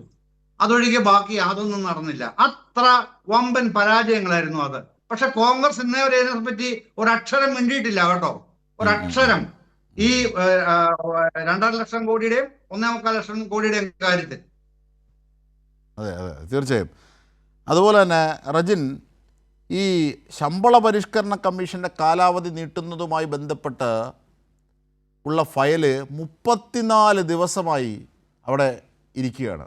ആ കാര്യത്തിൽ ഒരു ചടുലമായ നീക്കവുമില്ല. പക്ഷേ നിങ്ങളുടെ നയങ്ങളിൽ പോലും പറയാത്ത, UDFൻ്റെ നയങ്ങളിൽ പറയാത്ത ഈ മദ്യ കമ്പനികൾക്ക് നികുതി ഇളവ് ചെയ്യുന്നതിൽ ചടുലമായ നീക്കം ആ ഫയൽ നീക്കത്തിലുണ്ടായി. ഇതടക്കം വി ഡി സതീശൻ രൂപപ്പെടുത്തിയ ഡീലിൻ്റെ ഭാഗമാണിതൊക്കെ എന്നാണ് രാഷ്ട്രീയമായി ഉയർത്തുന്ന ആരോപണം. അത് ശരിവെക്കുന്നത് തന്നെയായിരിക്കും ഈ 1-ാം തീയതി വരുന്ന ധനബില്ലും. നോക്കൂ അജിം ഷാദ്, അത് പറയുന്നതിന് മുമ്പായിട്ട് തന്നെ ഡോക്ടർ ഗോവൻ പറഞ്ഞതിന് കുറച്ച് മറുപടി പറയേണ്ട ആവശ്യകതയാണ്. കരണ്ട് അദ്ദേഹത്തിന്റെ ചെറുപ്പകാലം മുതലുള്ള ഇലക്ട്രിസിറ്റിയുമായി ബന്ധപ്പെട്ട് അപേക്ഷ കൊടുക്കുന്നതും കരണ്ട് കിട്ടുന്നതുമായി ബന്ധപ്പെട്ട് കഴിഞ്ഞ 10 വർഷക്കാലം വലിയ രീതിയിൽ കൊണ്ടു നടന്ന ഗവൺമെന്റിനെ പുകഴ്ത്തിക്കൊണ്ട കാര്യങ്ങൾ പറഞ്ഞു. അദ്ദേഹം എന്തായാലും ഒരു കാര്യം സംബന്ധിച്ചതിൽ വളരെയേറെ സന്തോഷമുണ്ട്. എന്താണ്, കഴിഞ്ഞ 10 വർഷക്കാലം കറണ്ട് കട്ടിങ് ഇല്ല, അത് പവർ നിയന്ത്രണമായിരുന്നു, അത് ട്രാൻസ്ഫോമറിന്റെ ഒക്കെ പ്രശ്നം കൊണ്ടാണ്, ഓവർലോഡ് വരുന്നതുകൊണ്ടാണ് എന്നൊക്കെ പറഞ്ഞ് എന്തായാലും ആ കാര്യം സമ്മതിച്ചതിൽ എനിക്കേറെ സന്തോഷമില്ല. അദ്ദേഹം സമ്മതിച്ചൊന്നുമില്ല. അദ്ദേഹം പറഞ്ഞത് അങ്ങനെ ഓവർ വരുമ്പോൾ സാങ്കേതികമായി ട്രിപ്പ് ആകുന്നത് ഒഴിച്ചാൽ വേറൊരു നിയന്ത്രണവും ഇല്ല, കട്ടും ഇല്ല, ഷെഡിങ്ങും ഇല്ല. അജിം ഷാദെ അദ്ദേഹം പറഞ്ഞത് മറുപടി പറയട്ടെ. കഴിഞ്ഞ ഗവൺമെന്റ് സമയത്ത് പവർ നിയന്ത്രണം ഉണ്ടായിരുന്നു എന്നുള്ളതിന്റെ രേഖാമൂലമുള്ള മറുപടി ഞാൻ അയച്ചുതരാം. പോരെ? അങ്ങനെ അങ്ങനെ അങ്ങനെ നമ്മൾ ആരെയും അതിനെപ്പറ്റി ആധികാരികമായി അറിയാവുന്ന ആളാണ്. അദ്ദേഹം പോലും അത് നിഷേധിക്കത്തില്ല. കാരണം അങ്ങനെ ഉണ്ടായിട്ടുണ്ട് നിഷാദെ. അങ്ങനെ നിയന്ത്രണം, ഈ പറയുന്ന പവർ കട്ട് എന്നുള്ള രീതിയിലല്ലാതെ വൈദ്യുതി നിയന്ത്രണം എന്നുള്ള രീതിയിൽ കേരളത്തിൽ ഉണ്ടായിട്ടുണ്ട്. ജനങ്ങൾ കേൾക്കുന്നതാണ്, അവരിവിടെ ജീവിച്ചതാണ്, അവരിവിടെ ജീവിച്ചതാണ്, അവരിവിടെ ജീവിച്ചതാണ്. അവര് ഇലക്ഷൻ കഴിഞ്ഞ് തായ്ലൻഡിലോ അവർ ഇലക്ഷൻ കഴിഞ്ഞ് ബ്രസീലിലോ ഒന്നും പോകത്തില്ല, അവരിവിടെ തന്നെ ജീവിച്ചവരാണ്. ആരെയാണ് കള്ളം പറഞ്ഞ് വിശ്വസിപ്പിക്കാൻ ശ്രമിക്കുന്നത്? അങ്ങനെ ഉണ്ടായിട്ടുണ്ട് അജിം ഷാദെ, ഇല്ലെന്ന് പറയാൻ പറ്റത്തില്ല. നിങ്ങളുടെ ലൈബ്രറിയിൽ ചിലപ്പോൾ കരിന്റെ ലൈബ്രറിയിൽ ചിലപ്പോൾ കാണണമെന്നില്ല, വേറെ ഏതെങ്കിലും ഒരു ചാനലിന്റെ അത് അങ്ങനെ പറയുന്നത് ശരിയല്ലെങ്കിൽ പോലും നോക്കിയാൽ മതി, അറിയാൻ പറ്റും. അതവിടെ നിൽക്കട്ടെ. രണ്ടാമത്തെ കാര്യം, അദ്ദേഹം പറഞ്ഞല്ലോ ഈ പറഞ്ഞ 10 വർഷക്കാലം അതുകൊണ്ടാണ് കറണ്ട് ലഭ്യത കുറവില്ലായിരുന്നു എന്നുള്ളത്. അതിനെ അഭിനന്ദിക്കുന്ന ആരെയാണെന്ന് അറിയാമോ? ഉമ്മൻചാണ്ടി ഗവൺമെന്റിനെയാണ്. അന്നത്തെ ഇലക്ട്രിസിറ്റി മന്ത്രി, വൈദ്യുതി മന്ത്രി ആര്യാട മുഹമ്മദിനെയാണ്. കാരണം ദീർഘവീക്ഷണമുള്ള ഒരു ഗവൺമെന്റ്, ഞാൻ ആദ്യം പറഞ്ഞല്ലോ, ദീർഘവീക്ഷണമുള്ള ഗവൺമെന്റ് 465 മെഗാവാട്ട് ഒരു കമ്പനി 2 കമ്പനികളിൽ നിന്നും മുൻകൂറായി വാങ്ങുകയാണ്. കേരളത്തിൽ ഇനിയും വരുന്ന കാലയളവിൽ ഈ പറയുന്ന വൈദ്യുതിയുമായി ബന്ധപ്പെട്ടുള്ള പ്രശ്നങ്ങൾ ഉണ്ടാകും. അതുകൊണ്ട് ആ രാത്രി സമയങ്ങളിൽ കൂടുതലായി വൈദ്യുതി ഉൽപ്പാദിപ്പിക്കേണ്ടി വരും. വെറും 4.4 രൂപ നിരക്കിൽ പോയിക്കൊണ്ടിരിക്കുകയായിരുന്നു. അത് അട്ടിമറിച്ചൊരു ഗവൺമെന്റിന്റെ പേരെന്താണ്? പിണറായി വിജയന്റെ ഗവൺമെന്റ്, LDF ഗവൺമെന്റ് എന്നാണ്. അത് അട്ടിമറിച്ച് ആ സ്വകാര്യ കമ്പനികൾക്ക് 10 രൂപയ്ക്കും 15 രൂപയ്ക്കും നമ്മുടെ നാട്ടിൽ നമ്മുടെ നാട്ടിലേക്ക് നമുക്ക് കറണ്ട് കിട്ടുവാൻ വേണ്ടിയുള്ള സൗകര്യം ഉണ്ടാക്കി കൊടുക്കാൻ ആ സ്വകാര്യ കമ്പനികളെ സംരക്ഷിക്കാൻ നോക്കിയ ഗവൺമെന്റ് ആണ്. കാരണം അവരുടെ കരാറിൽ നിന്നും അവർക്ക് 25 വർഷത്തെ കരാറിൽ നിന്നും 25 വർഷത്തെ പറഞ്ഞോട്ടെ, പൂർത്തിയാക്കിയിരിക്കട്ടെ, ഞാനൊന്ന് പറഞ്ഞു പൂർത്തിയാക്കി. നിങ്ങൾ അവരാരും സംസാരിച്ചപ്പോൾ ഇടപെട്ടില്ലല്ലോ, ഞാൻ പറഞ്ഞു പൂർത്തിയാട്ടെ. അല്ല തെറ്റുണ്ടെ പറഞ്ഞാ ഞാൻ തിരുത്തിക്കോളാവുന്നേ. അപ്പോ 25 വർഷത്തേക്കുള്ള ഒരു കരാറ് ഒരു ഗവൺമെന്റ് എടുത്തു കളയാൻ വേണ്ടി കാരണങ്ങൾ കാണിച്ചു അറിയാമല്ലോ. പിന്നീട് അതുമായി ബന്ധപ്പെട്ട് വളരെ വലിയ ചർച്ചകളും കാര്യങ്ങളും ഉണ്ടായപ്പോൾ വീണ്ടും ആ കരാർ പുതുക്കാൻ വേണ്ടി ഏതാണ്ട് 108 വകുപ്പ് അനുസരിച്ച് വീണ്ടും പുതുക്കാൻ വേണ്ടി ശ്രമിച്ചു. അവരിപ്പോ കോടതി നിൽക്കുക. ഇപ്പൊ വൈദ്യുതി വകുപ്പ് ഏതാണ്ട് സിറ്റിങ്ങിന് ലക്ഷക്കണക്കിനുള്ള വക്കീലിനെ വെച്ചുകൊണ്ട് ആ കമ്പനിയുമായിട്ട് കേസ് പറയുക. ആ രീതിയിലേക്ക് കേരളത്തിലെ ഇലക്ട്രിസിറ്റിയെ കൊണ്ടെത്തിച്ചതാരാണ്? ഇലക്ട്രിസിറ്റി ബോർഡ് എത്ര നഷ്ടത്തിലേക്ക് കൊണ്ടെത്തിച്ചതാരാണ്? അതുമായി ബന്ധപ്പെട്ടെല്ലാം മറുപടി പറഞ്ഞു പോകണ്ടേ? ഈ നമ്മൾ കറണ്ട് കട്ടിങ് ഉണ്ടാവുന്നുണ്ടെന്ന് പറയുമ്പോൾ അതിനുള്ള ആ രീതിയിലേക്ക് 41 ദിവസമായ ഗവൺമെന്റിന്റെ തലയിലേക്ക് അതൊക്കെ കൊണ്ടെത്തിക്കുമ്പോൾ മുൻ ഗവൺമെന്റ് എടുത്ത തീരുമാനങ്ങളാണ്, അല്ലെങ്കിൽ അവർ നടത്തിയ അതിനു മുമ്പ് ദീർഘവീക്ഷണമുള്ള ഒരു ഗവൺമെന്റ് നടത്തിക്കൊണ്ടുപോയ കാര്യങ്ങൾ റദ്ദാക്കുവാൻ ഒരു ധാർമ്മികതയും ഇല്ലാതെ, ഒന്നും പരിശോധിക്കാതെ വെറുതെ ഒരു വൈരാഗ്യ ബുദ്ധിയോടുകൂടി ഒരു ഗവൺമെന്റ് എടുത്ത തീരുമാനങ്ങൾ അട്ടിമറിക്കുവാൻ വേണ്ടി, അല്ലെങ്കിൽ സ്വകാര്യ കമ്പനികളെ സംരക്ഷിക്കുവാൻ വേണ്ടി, അവർക്ക് കോടിക്കണക്കിന് ലാഭം ഉണ്ടാക്കുവാൻ വേണ്ടി അങ്ങനെ ഒരു കരാർ. ഞാനൊന്ന് ഓർമ്മിപ്പിക്കുകയാണ്, നമ്മളിപ്പോൾ താങ്കൾ എല്ലാം പിണറായി വിജയൻ സർക്കാരിനെ കുറിച്ചാണ് പറയുന്നത്. അവരുടെ കാലത്ത് സതീശൻ ഭരിക്കുന്ന UDF കാലഘട്ടമാണ്. അവിടുത്തെ പവർ കട്ടിനെ കുറിച്ച് ചോദിക്കുമ്പോഴാണ് നിങ്ങൾ മുന്നോട്ട് പോകുന്നത്. കേന്ദ്ര ഗവൺമെന്റ് നിയമം നമ്മുടെ മുന്നിലിരിക്കുകയാണ്. 10 രൂപയിൽ കൂടുതൽ രൂപയ്ക്ക് വൈദ്യുതി വാങ്ങിക്കരുത് എന്നുള്ളത് നമ്മുടെ മുന്നിൽ നിൽക്കുകയാണ്. ആ ഒരു അവസ്ഥയിലേക്ക് ഇപ്പം കമ്പോളത്തിൽ അതേ രീതിയിൽ അങ്ങനെ കിട്ടുന്ന വൈദ്യുതി നിരക്ക് എത്രയാണെന്ന് നമുക്കറിയാമല്ലോ. അർജുൻ ഷാദിനും അറിയാം, ഈ ഇരിക്കുന്ന നമ്മുടെ പാനലിസ്റ്റുകൾക്ക് എല്ലാവർക്കും അറിയാം. ആ 4.29 പൈസയ്ക്ക് 4.29 കിട്ടേണ്ട കരാർ റദ്ദ് ചെയ്തിട്ടാണ് ഈ വലിയ വൈദ്യുതിയുമായി ബന്ധപ്പെട്ട് ഞങ്ങൾ എല്ലാവർക്കും കണക്ഷൻ കൊടുത്തു എന്നുള്ള രീതിയിലേക്ക് പറയുന്നത്. എത്ര കോടി രൂപയുടെ നഷ്ടമാണ് ആ ഗവൺമെന്റ് ഉണ്ടാക്കി വെച്ചത്? ഈ ഗവൺമെന്റിന് അല്ലെങ്കിൽ ഇനിയുള്ള 2039 വരെ ഈ കേരളത്തിൽ ഈ പറയുന്ന വൈദ്യുതിയുമായി ബന്ധപ്പെട്ട് യാതൊരു ക്ഷാമവും ഇല്ലാത്ത രീതിയിൽ പോകേണ്ട ഒരു പദ്ധതി അട്ടിമറിച്ചിട്ടാണ് ഈ പറയുന്ന രീതിയിലേക്ക് പുതിയൊരു ഗവൺമെന്റിന്റെ തലയിലേക്ക് ചാപ്പ് കുത്താൻ വരുന്നത്. എന്തോ ന്യായീകരണമാണ് അതിനകത്തുള്ളത്? എത്ര നമുക്ക് നോക്കാം. ശ്രീ PK ഗോപൻ, ഇതാണ് കാരണം. ഈ 2 മണിക്കൂർ പകല്, അരമണിക്കൂർ രാത്രി ആന്റണിയുടെ കാലഘട്ടത്തിലൊക്കെ ആയിരുന്നു, ഉമ്മൻചാണ്ടിയുടെ കാലഘട്ടത്തിലും അങ്ങനെ പവർ കട്ട് ഉണ്ടായിരുന്നു. ഇതൊക്കെ ഞങ്ങൾ കണ്ടിട്ടുണ്ട്. പക്ഷേ ഇപ്പോൾ അങ്ങനെ പവർ കട്ടില്ല. പക്ഷെ അത് നിങ്ങൾ കാണിച്ച ചില ഗിമ്മിക്കുകളുടെ ഭാഗമാണ്, അതിൻ്റെ പാപഭാരമാണ് ഇപ്പോൾ പേറേണ്ടി വരുന്നത്, ആണോ? മനസ്സിലാകാത്തത്, ഞാൻ ഈ ചർച്ച തുടങ്ങിയിട്ട് അരമണിക്കൂറായിരുന്നു. ഈ ചർച്ചയിൽ ഞാൻ പറഞ്ഞ കാര്യങ്ങൾ പോലും, അല്ലെങ്കിൽ ഞാൻ പറയാത്ത കാര്യങ്ങൾ ഞാൻ പറഞ്ഞു എന്നും ഞാൻ സമ്മതിക്കാത്ത കാര്യം സമ്മതിച്ചു എന്ന് പറയണമെങ്കിൽ ഈ വല്ലപ്പോഴെങ്കിലും ഈ VD സതീശൻ സ്കൂളിൽ നിന്ന് മാറി ഒന്ന് സഞ്ചരിക്കണം. വേറെ ഒരുപാട് സ്കൂളുകൾ ലോകത്തുണ്ട്, VD സതീശൻ സ്കൂൾ മാത്രമല്ല എന്നുള്ളത് റെജിനെ പോലുള്ള ആളുകൾ ഒന്ന് ചിന്തിക്കുന്ന നല്ലതാ. ഞാൻ വൈദ്യുതി നിയന്ത്രണം ഉണ്ടായിരുന്നു എന്ന് ഞാൻ പറഞ്ഞു എന്നാണ്. വൈദ്യുതി നിയന്ത്രണമല്ല, വൈദ്യുതി നിയന്ത്രണം വേണ്ടി വന്നിട്ടില്ല കേരളത്തിൽ. അത് നിങ്ങൾ പറയുന്നത് ഉമ്മൻചാണ്ടി സാർ. അങ്ങനെയാണെങ്കിൽ ഉമ്മൻചാണ്ടി സാറിന്റെ കാലത്ത് പവർ കട്ട് ഉണ്ടാകരുതായിരുന്നല്ലോ. ഉമ്മൻചാണ്ടി സാറിന്റെ കാലത്ത് പവർ കട്ട് ഉണ്ടല്ലോ. ആര്യാട മുഹമ്മദ് ഇലക്ട്രിസിറ്റി സ്വകാര്യവൽക്കരിക്കേണ്ടി വരുമെന്നും ചാർജ് വൻതോതിൽ വർദ്ധിപ്പിക്കേണ്ടി വരുമെന്നും പറഞ്ഞതിന്റെ ക്ലിപ്പ് നമ്മുടെ മുമ്പിൽ കിടപ്പുണ്ട് രജിനെ. ആര്യാട മുഹമ്മദേ ഉള്ളു ജീവിച്ചിരിക്കാത്ത. അദ്ദേഹത്തിന്റെ ശബ്ദം ലൈവാണ്, നിങ്ങൾ കേൾക്കാൻ എടുത്തു വെച്ചിട്ട് നിങ്ങളെയൊക്കെ തിരിഞ്ഞു കുത്തിക്കൊണ്ടിരിക്കുകയാണ്. അതുപോലെ തന്നെ കേരളത്തിൽ വൈദ്യുതി ക്ഷാമം പരിഹരിക്കുന്നത് ഇടമൺ കൊച്ചി പവർ ലൈൻ യാഥാർത്ഥ്യമാക്കിയതോടുകൂടിയാണ്. ആ ഇടമൺ കൊച്ചി പവർ ലൈൻ യാഥാർത്ഥ്യമാക്കുമ്പോഴാണ് നിങ്ങൾ വന്നിട്ട് ഇത് സമ്മതിക്കില്ല എന്ന് പറഞ്ഞത്, ലൈൻ വലിക്കാൻ സമ്മതിക്കില്ല എന്ന് പറഞ്ഞത്. കേരളയിൽ തടസ്സപ്പെടുത്തിയതുപോലെ, നിങ്ങൾ നാഷണൽ ഹൈവേ തടസ്സപ്പെടുത്താൻ പരിശ്രമിച്ചതുപോലെ, നിങ്ങൾ ഗെയിൽ പൈപ്പ് ലൈൻ തടസ്സപ്പെടുത്താൻ പരിശ്രമിച്ചതുപോലെ, നിങ്ങൾ വയനാട് ചുരം അവിടെ തുരങ്കം ഉണ്ടാക്കാൻ സമ്മതിക്കില്ല എന്ന് VD സതീശൻ പ്രഖ്യാപിക്കുന്നത് കിടപ്പുണ്ടല്ലോ നമ്മുടെ മുമ്പിൽ. പാരിസ്ഥിതിക പ്രശ്നമുണ്ടെന്ന് പാരിസ്ഥിതിക അനുമതി വാങ്ങിച്ച്, കേന്ദ്ര മന്ത്രാലയത്തിന്റെ അനുമതി വാങ്ങിച്ച് സുപ്രീം കോടതിയുടെ പെർമിഷൻ വാങ്ങിച്ച് സകല ജോലിയും പൂർത്തിയാക്കിയിട്ട് അവിടെ തുരങ്കം നിർമ്മിച്ചപ്പോൾ ഞങ്ങൾ സമ്മതിക്കത്തില്ലെന്ന് പറഞ്ഞതുണ്ടല്ലോ, നമ്മുടെ മുമ്പിൽ കിടക്കുക മാസങ്ങളായിട്ടുള്ള പറഞ്ഞിട്ട്. അതുപോലെ നിങ്ങൾ ഇടമൺ കൊച്ചി പവർ ലൈൻ യാഥാർത്ഥ്യമാക്കാൻ സമ്മതിക്കില്ല എന്ന് പറയുക പിണറായി എടുത്ത നിശ്ചയദാർഢ്യം അതാണ്. അതുകൊണ്ടാണ് പിണറായിയുടെ ശത്രുക്കൾ പോലും അദ്ദേഹത്തെ വിൽ പവറുകളുടെ രാജകുമാരൻ എന്ന് വിളിക്കുന്നത്, അല്ലാതെ അവസരവാദികളുടെ രാജകുമാരൻ എന്നല്ല ഇപ്പൊ പലരും കേൾക്കുന്നത് പോലെ. ഉറച്ച സ്ഥൈര്യം എല്ലാ ഉദ്യോഗസ്ഥരും, UDF നിശ്ചയിച്ച ഉദ്യോഗസ്ഥരും LDF നിശ്ചയിച്ച ഉദ്യോഗസ്ഥരും നിങ്ങളുടെ പ്രധാനപ്പെട്ട നേതാവിന്റെ ജീവിത പങ്കാളി ഉൾപ്പെടെ പിണറായിയെ പുകഴ്ത്താനുള്ള കാരണം ഒരു തീരുമാനം എടുത്ത് നടപ്പിലാക്കുക. ജനങ്ങൾക്ക് ഗുണകരമായുള്ള തീരുമാനമാണെങ്കിൽ അതിനുവേണ്ടി ഏത് അറ്റം വരെയും പോവുക എന്നുള്ളടത്തേക്ക് നിന്നുകൊണ്ട് കേരളത്തിന്റെ നന്മയ്ക്ക് വേണ്ടി അത്തരം കാര്യങ്ങൾ ചെയ്തപ്പോഴാണ് ഇടമൺ കൊച്ചി പവർ ലൈൻ യാഥാർത്ഥ്യമാക്കിയപ്പോൾ നമുക്ക് പുറം സ്റ്റേറ്റുകളിൽ നിന്ന് ആണവ നിലയങ്ങളിൽ നിന്ന് ഉൾപ്പെടെ നമുക്ക് കറണ്ട് കൊണ്ടുവരാൻ പറ്റി. ഇനി റെജിൻ മനസ്സിലാക്കേണ്ട ഒരു കാര്യം, ഇലക്ട്രിസിറ്റിക്ക് നിശ്ചിതമായ ഒരു തുകയില്ല. ഇനി ഇത് പരിശോധിച്ച് വരുമ്പോൾ അത്തരം ചില കാര്യങ്ങളോട് അന്വേഷിച്ചിട്ട് വേണം വരാൻ. ഇലക്ട്രിസിറ്റി നമ്മൾ ഏതെങ്കിലും മറ്റു ഉൽപ്പന്നം വാങ്ങിക്കുന്നത് പോലെ കൃത്യമായി നിശ്ചിത തുകയ്ക്കല്ല വാങ്ങിക്കുന്നത്. അതിന്റെ സമയമനുസരിച്ചിട്ടാണ് ഇലക്ട്രിസിറ്റിയുടെ വില മാറുകയും ഏറുകയും കുറയുകയും ഒക്കെ ചെയ്യുന്നത്. അത് വേനൽക്കാലം വരും, പീക്ക് ടൈം വരും, മഴക്കാലം വരും. ഇങ്ങനെ വ്യത്യസ്തമായ കാലത്ത് നമുക്ക് വളരെ കുറഞ്ഞ ചെലവിലും കറണ്ട് മേടിക്കേണ്ടി വരും, വളരെ കൂടിയ ചെലവിലും കറണ്ട് മേടിക്കേണ്ടി വരും. അതുകൊണ്ട് ഈ 10 വർഷത്തിനിടയിൽ നിങ്ങൾ ഇത്തരം ഒരു ആരോപണം LDF ഗവൺമെന്റിനെതിരായിട്ട് ഉന്നയിച്ചോ?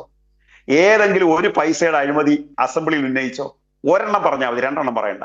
അസംബ്ലിയിൽ വ്യവസ്ഥാപിതമായി ഉന്നയിച്ച ഒരു അഴിമതി ആരോപണം ഏത്? ചെറിയൊരു കാര്യമല്ല. 10 വർഷം തുടർച്ചയായിട്ട് ഒരു സർക്കാർ അഴിമതിയിൽ പെടാതെ നിൽക്കുന്നു എന്നുള്ളത് ഇന്ത്യ രാജ്യത്തെ അപൂർവ സംഭവങ്ങളിൽ ഒന്നാണ്, അപൂർവങ്ങളിൽ അപൂർവമായ സംഭവമാണ്. അത് ഇടതുപക്ഷ സർക്കാരുകൾക്ക് മാത്രം അവകാശപ്പെട്ടതാ. ഇപ്പൊ വടക്കേന്ത്യയിൽ നടക്കുന്ന കാര്യങ്ങളൊക്കെ നിങ്ങൾക്ക് അറിയാമല്ലോ, കർണാടകത്തിലായാലും മറ്റ് സ്റ്റേറ്റ്, നിങ്ങളുടെ ഭരിക്കുന്ന സ്റ്റേറ്റ് ആയാലും മറ്റ് സ്റ്റേറ്റ് ആയാലും. അപ്പൊ അതുകൊണ്ട് ഇലക്ട്രിസിറ്റിയുമായി ബന്ധപ്പെട്ട് അത്തരം ഒരു സമീപനമാണ് ഗവൺമെന്റ് എടുത്തിട്ടുള്ളത്. ഇനി രണ്ടാമത്, മദ്യത്തെക്കുറിച്ചും കൂടെ 1-2 കാര്യങ്ങൾ പറയാതെ പോകുന്നത് ശരിയല്ല. അതിൽ ഒരു പ്രധാനപ്പെട്ട കാര്യം, നിങ്ങൾ ഇപ്പോഴും പറയുന്നത് വീര്യം കുറഞ്ഞ മദ്യം ഉൽപ്പാദിപ്പിക്കാൻ LDF തീരുമാനിച്ചു, ഞങ്ങൾ അതിന്റെ നികുതി ഘടന മാത്രമേ നിശ്ചയിക്കുന്നുള്ളൂ. വീര്യം കുറഞ്ഞ മദ്യം ഉൽപ്പാദിപ്പിക്കാൻ ഇടതുപക്ഷ മുന്നണിയുടെ ഭാഗത്ത് ചട്ടഭേദഗതി വരുന്ന സന്ദർഭത്തിൽ അസംബ്ലിയിൽ ശ്രീ VD സതീശൻ നടത്തിയ പ്രതികരണമുണ്ട്, പുറത്ത് അദ്ദേഹം നടത്തിയ പ്രതികരണമുണ്ട്. വീര്യം കുറഞ്ഞ മദ്യം ഉൽപ്പാദിപ്പിക്കാൻ പരിശ്രമിക്കുന്നത് അഴിമതിക്ക് വേണ്ടിയിട്ടാണ്. കോടിക്കണക്കിന് രൂപയുടെ കണക്ക് പറഞ്ഞു വെച്ചിരിക്കുകയാണ്. ഇതാണല്ലോ VD സതീശന്റെ ആരോപണം. അപ്പൊ വീര്യം കുറഞ്ഞ മദ്യം ആര് ഉൽപ്പാദിപ്പിക്കാൻ പരിശ്രമിച്ചാലും അത് അഴിമതി നടത്താനാണ്. അത് VD സതീശന് ബാധകമാണോ? അതോ പിന്നെ പണ്ട് ഒരു ഉപദേശി പ്രസംഗിച്ചതുപോലാണോ? 2 കാറുള്ളവൻ 1 കാറ്, കാറില്ലാത്തവന് കൊടുക്കണം. 2 വീടുള്ളവൻ 1 വീട്, വീടില്ലാത്തവന് കൊടുക്കണം. അപ്പൊ ഒരു പാവപ്പെട്ട ഈ ശ്രോതാവ് എഴുന്നേറ്റ് ചോദിച്ചു, അപ്പോ 2 പശു ഉണ്ടെങ്കിലോ? അപ്പൊ ഈ പ്രസംഗിച്ച ആള് പറഞ്ഞു, മിണ്ടാ പ്രാണികൾക്ക് ഇത് ബാധകമല്ല, കാരണം അദ്ദേഹത്തിന് 2 പശുവുണ്ട്. ഈ സിദ്ധാന്തമാണ് VD സതീശൻ ഇറക്കിക്കൊണ്ടിരിക്കുന്നത്. VD സതീശൻ ഇത് അഴിമതിയാണെന്ന് ഉന്നയിച്ചോ? വീര്യം കുറഞ്ഞ മദ്യം ഉൽപ്പാദിപ്പിക്കുന്ന അഴിമതിയാണെന്ന് പറഞ്ഞോ? ഇപ്പൊ അദ്ദേഹം വീര്യം കുറഞ്ഞ മദ്യത്തിന് അനുമതി കൊടുത്തിട്ട് നികുതി ഘടന നിശ്ചയിക്കുകയാണോ? ഇനി പറയുക നികുതി ഘടനയേ ഉള്ളൂ, ഞങ്ങൾ ഉൽപ്പാദിപ്പിക്കാൻ തീരുമാനിച്ചിട്ടില്ല. എന്തിനാ ജനിക്കാത്ത കൊച്ചിന് പേര് കണ്ടുവെച്ച് വെച്ചേക്ക് നേരത്തെ? എന്തോ അതിന്റെ ഉദ്ദേശം എന്താ? ഗർഭിണി പോലും അല്ല, പിന്നെന്തിനാ നിങ്ങൾ പേര് കണ്ടുവെച്ചേ? നിങ്ങൾ എന്തിനാ പേര് കണ്ടുവെച്ചേ? അപ്പൊ അതിന്റെ ഉദ്ദേശം എന്താ? ഫിനാൻസ് ബില്ലിൽ ഇത് വന്നു കഴിഞ്ഞാൽ ലോകത്തുള്ള എല്ലാവർക്കും അറിയാം, ഏത് കമ്പനിക്കും നികുതി ഘടന ധനകാര്യ ബില്ലിൽ വന്നു. കാരണം ബഡ്ജറ്റ് എന്ന് പറഞ്ഞാൽ ഒരു കാഴ്ചപ്പാട് അർജിൻ ഇടതുപക്ഷം അവതരിപ്പിച്ച ഇടതുപക്ഷത്തിന്റെ കാഴ്ചപ്പാട്. നേരത്തെ ജയചന്ദ്രൻ സാർ ഇവിടെ വളരെ വ്യക്തമായ ഒരു കാര്യം പറഞ്ഞില്ലേ, കേന്ദ്ര സർക്കാരിന്റെ ഒരു നിലപാടിനെ സംബന്ധിച്ച്. ആ നിലപാട് ബിസിനസ് നടത്താനല്ല ഞങ്ങൾ വന്നിരിക്കുന്നത്, അത് അവരുടെ ഒരു കാഴ്ചപ്പാടാണ്. ആ കാഴ്ചപ്പാട് പോലെ ഓരോ പ്രസ്ഥാനത്തിനും ഒരു കാഴ്ചപ്പാടുണ്ട്. ഇടതുപക്ഷത്തിന്റെ കാഴ്ചപ്പാടാണ് ഇടതുപക്ഷത്തിന്റെ ബജറ്റ്, നിങ്ങളുടെ കാഴ്ചപ്പാടാണ് നിങ്ങളുടെ ബജറ്റ്. നിർഭാഗ്യവശാൽ ആ ബജറ്റിന്റെ കാഴ്ചപ്പാട് VM സുധീരൻ അംഗീകരിച്ചില്ല, KC വേണുഗോപാൽ അംഗീകരിച്ചില്ല, അല്ലെങ്കിൽ രമേശ് ചെന്നിത്തല അംഗീകരിച്ചില്ല, അല്ലെങ്കിൽ ലിജു അംഗീകരിച്ചില്ല. നിങ്ങൾ ജനാധിപത്യമൊന്നും ടീം UDF എന്ന് പറഞ്ഞ് നിങ്ങൾ ഒരു ടീമും ഇല്ല, അദ്ദേഹം ഒറ്റയ്ക്കാണ് ഈ കാര്യങ്ങളെല്ലാം എടുത്തത്. അതുകൊണ്ടാണല്ലോ ഇവർക്കെല്ലാം തർക്കം വന്നത്. അപ്പൊ നിങ്ങളുടെ ഗവൺമെന്റിന്റെ പോളിസിയാണോ അത്, സതീശന്റെ പോളിസിയാണോ എന്നുള്ളതാണ് ഇപ്പൊ കേരള തർക്കം നടക്കുന്നത്. ഇപ്പൊ ബജറ്റിൽ നിങ്ങൾ ഈ കാര്യം പറയുകയും ധനകാര്യ ബില്ലിൽ നികുതി ഘടന അംഗീകരിക്കുകയും ചെയ്യുന്നു. അങ്ങനെ വരുമ്പോഴോ ഞങ്ങളും നിങ്ങളും തമ്മിലുള്ള വ്യത്യാസം, ഞങ്ങൾ വീര്യം കുറഞ്ഞ മദ്യം ഉൽപ്പാദിപ്പിക്കുക എന്നുള്ള ആശയം മുന്നോട്ട് വെച്ചവരാ, ഞങ്ങളുടെ പ്രകടന പത്രിക പറഞ്ഞ കാര്യമാണ്. ആ ആശയത്തിന്റെ അടിസ്ഥാനത്തിൽ ഞങ്ങൾ അതിലെടുത്ത നിലപാട് വളരെ ക്രിസ്റ്റൽ ക്ലിയർ ആണ്. അത് വടക്കേ മലബാറിലെ പ്രധാനമായും കശുമാങ്ങയിൽ നിന്ന് മദ്യം ഉൽപ്പാദിപ്പിക്കുക. അത് ഗോവയിലെ പോലെ 42% വീര്യമുള്ള മദ്യമല്ല, മദ്യം വീര്യം കുറച്ച് ഉൽപ്പാദിപ്പിക്കുക. 2 പ്രശ്നം വന്നു. ഒന്ന്, കർഷകർക്ക് വേണ്ടി അത് ചെയ്യാൻ ഉദ്ദേശിച്ചത്. രണ്ടാമതായിട്ട് കേരളത്തിൽ സാമൂഹ്യ വിഭാഗങ്ങളിൽ നിന്ന് ചർച്ച വന്നു, അത് മദ്യത്തെ പ്രോത്സാഹിപ്പിക്കും. അവിടെ ചവിട്ടി. എത്ര മാസമാണ് ചവിട്ടിയത്? 36, 5, 41 മാസം ചവിട്ടി. അതായത് 3 വർഷവും 5 മാസവും ഞങ്ങൾ തൊടാത്ത ഫയൽ.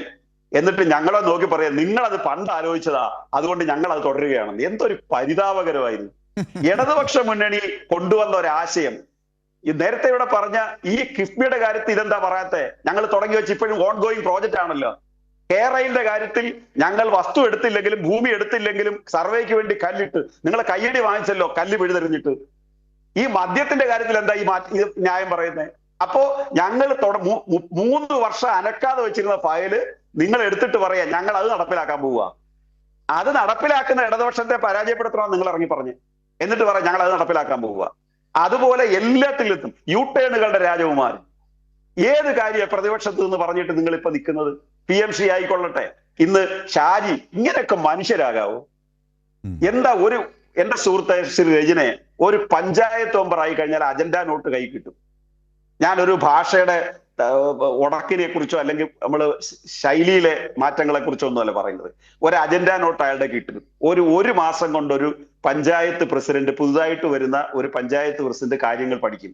ഇത് MLA ആയിട്ട് നിരവധി വർഷം ഇരുന്നു പൊതുമണ്ഡലത്തിൽ നിൽക്കുന്ന ഒരാളുടെ കയ്യിൽ ഒരു പേപ്പർ കിട്ടുമ്പോൾ അയാൾക്ക് പേപ്പറിനെ കുറിച്ച് അറിയില്ല. അതുകൊണ്ടാണ് 15/6/26 എന്നുള്ളത് 15,26,000 എന്ന് 3 തവണ വായിച്ചു. 15,20,000 എന്താണ് താൻ വായിക്കുന്ന അറിയാൻ വയ്യ. എന്നിട്ട് പറയും ഞാൻ ആലങ്കാരികമായിട്ടാണ് അറബിക്കടലിനെ കുറിച്ച് പറഞ്ഞത്. ശരി, ഭാഷയിൽ അങ്ങനെ ആയിരിക്കോ. പക്ഷെ PMC നടപ്പിലാക്കില്ലെന്ന് പറഞ്ഞത് തെരഞ്ഞെടുപ്പ് കാലത്താണോ? LDF PMCയുടെ MOU ഒപ്പിട്ടത് മാസങ്ങൾക്ക് മുമ്പാണോ? അപ്പൊ PMCയെ കുറിച്ച് പഠിക്കാതാണോ ഈ കാച്ചിക്കൊണ്ടിരുന്നത് മുഴുവൻ?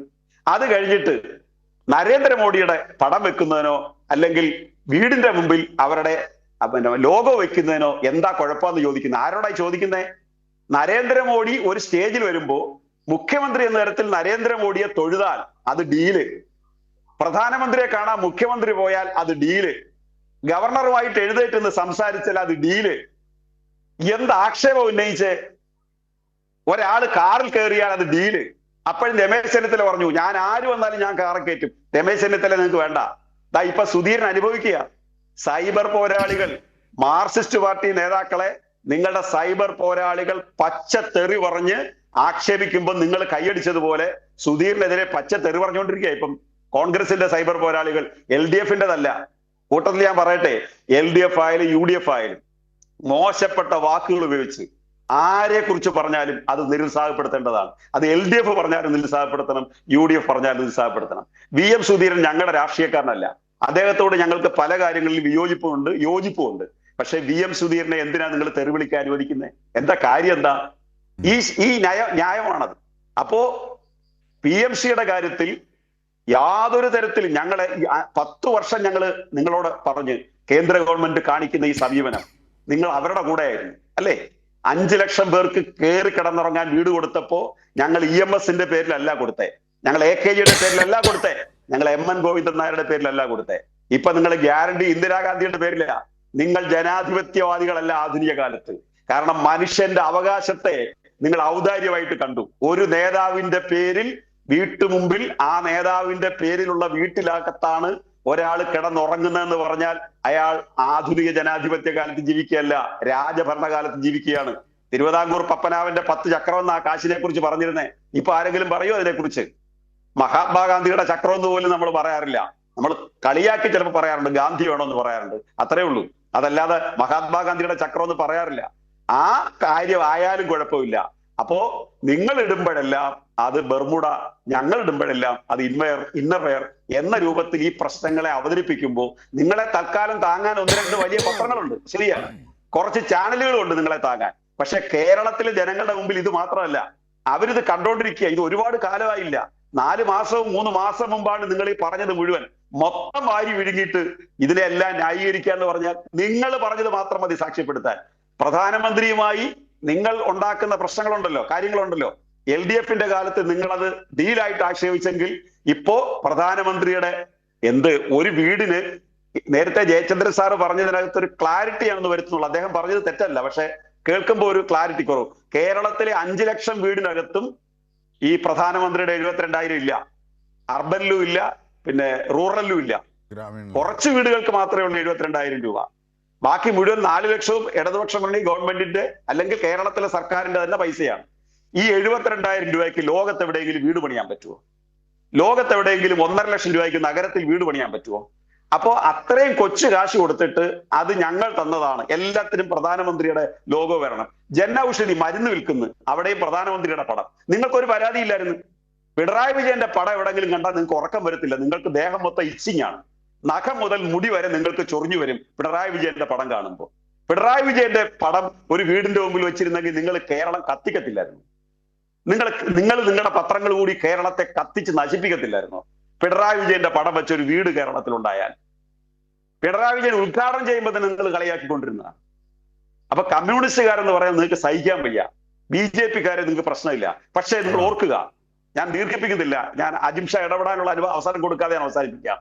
കേരളത്തിലെ മതന്യൂനപക്ഷങ്ങളെ മുഴുവൻ പച്ചയായ നുണ പറഞ്ഞ് ഇടതുപക്ഷ വിരോധം കുത്തിച്ചെലുത്തി BJP ആയിട്ടുള്ള ഡീൽ ആരോപിച്ച് നിങ്ങൾ ഉയർത്തിക്കൊണ്ടുവന്ന ആ ലെഫ്റ്റിനെതിരായിട്ട് ഉയർത്തിക്കൊണ്ടുവന്ന മൈനോറിറ്റി ഉണ്ടല്ലോ, പ്രധാനമായിട്ട് മൈനോറിറ്റി മാത്രമാണെന്ന് ഞാൻ പറയുന്നില്ല, പക്ഷെ ആ മൈനോറിറ്റി മുഴുവൻ ഇന്ന് നിങ്ങളെ പ്രാകുകയാണ്. അത് FCRA നിയമത്തിന്റെ കാര്യത്തിലായാലും ശരി, അത് SIR-ന്റെ കാര്യത്തിലായാലും ശരി, അത് PMC-യുടെ കാര്യത്തിലായാലും ശരി, അത് ലൈഫ് മിഷന്റെ കാര്യത്തിലായാലും ശരി, സകല കാര്യത്തിലും നിങ്ങൾ പറഞ്ഞുകൊണ്ടിരുന്നതിനെതിരായിട്ട് നിങ്ങൾ ചെയ്യുകയാണ്. ആ യൂടേണിന്റെ രാജകുമാരനായി VD സതീശൻ മാറിയിട്ടുണ്ട്. M ജയചന്ദ്രൻ, ഈ PMC-യുടെ കാര്യത്തിലായാലും ഇപ്പോൾ അതൊക്കെ വ്യക്തമാക്കി, അതിൻ്റെ നാൾ വഴികളടക്കം അതിൻ്റെ രാഷ്ട്രീയമടക്കം എന്താണ് പ്രതിപക്ഷം, അന്നത്തെ പ്രതിപക്ഷം ഇന്നത്തെ ഭരണപക്ഷം എടുത്ത നിലപാടുകൾ, അതിൽ നിന്ന് അവരുടെ യൂടേൺ അടക്കമുള്ള കാര്യങ്ങൾ, VD സതീശൻ്റെ പ്രത്യേക താല്പര്യങ്ങൾ ജനിപ്പിക്കുന്ന തരത്തിലേക്ക് നമുക്കറിയാം. ഈ ഫയൽ നീക്കത്തിൻ്റെ ചടുലത അടക്കം ഉള്ള കാര്യങ്ങൾ പരിശോധിച്ചാൽ ഇതൊക്കെ യാദൃച്ഛികമാണോ? PMC-യുടെ കാര്യത്തിലായാലും ഇപ്പോൾ KM ഷാജി മാത്രം ഒതുങ്ങുന്നതല്ല ഈ PMAY പദ്ധതിയുമായി ബന്ധപ്പെട്ട് മോദിയുടെ ലോഗോ വെക്കുന്നതിൽ വിയോജിപ്പില്ലാത്തത്. അത് പല കാര്യങ്ങളിലും നമുക്ക് നിരീക്ഷിച്ചാൽ മനസ്സിലാവും. കാരണം മറ്റ് സംസ്ഥാനങ്ങളിൽ കോൺഗ്രസ് ഉണ്ടല്ലോ, അപ്പോൾ അവരുടെ ദേശീയ പാർട്ടിയാണല്ലോ, അങ്ങനെയാണെങ്കിൽ അവർക്കൊരു ദേശീയ നയം ഉണ്ടാവുമല്ലോ. അതാണല്ലോ PMC-യുടെ കാര്യത്തിൽ കർണാടകയും തെലങ്കാനയും ഒക്കെ ഒപ്പിടുന്നതിലേക്ക് പോയത്. അപ്പോൾ ഇങ്ങനെ മുൻ സർക്കാർ തുടർച്ച, ഈ വാദങ്ങളൊക്കെ നിരത്തി ഇവരിതിനെ അതിജയിക്കാൻ ശ്രമിക്കുമ്പോൾ ഇതൊക്കെ യാദൃശികമാണോ?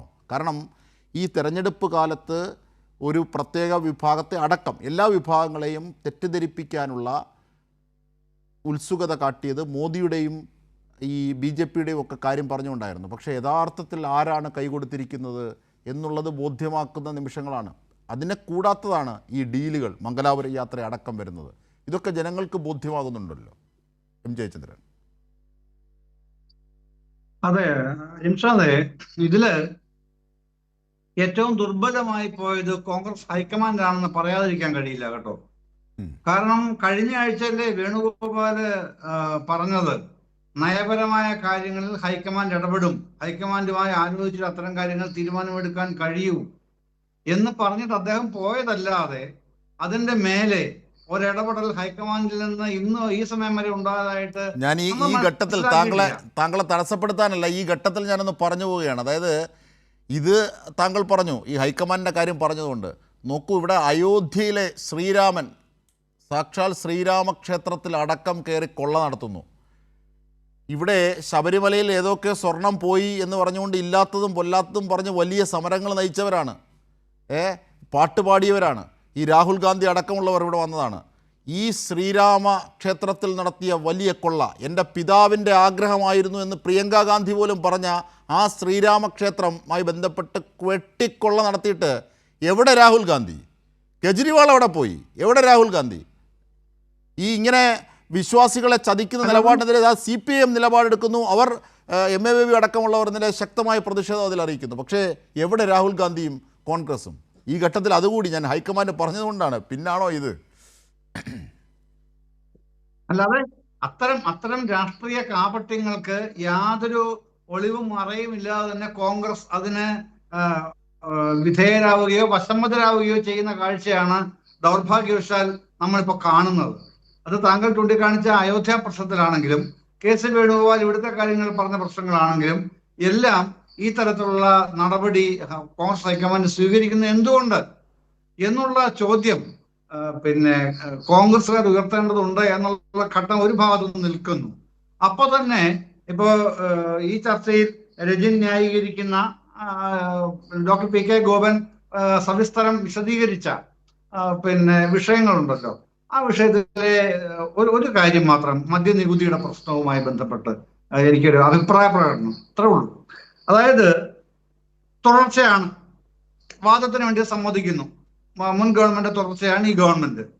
പക്ഷേ ഏത് ഗവൺമെന്റും ഭരിക്കുന്നത് ഏത് ഗവൺമെന്റും ആയിക്കോട്ടെ, കഴിഞ്ഞ 10 വർഷം ഒരു മുന്നണിയുടെ ഗവൺമെന്റ് ആയിരുന്നു, അതടക്കം മദ്യനയം പ്രഖ്യാപിക്കാതെ അതിന്റെ വിശദാംശങ്ങളിലേക്ക് പോകേണ്ടതുണ്ട്.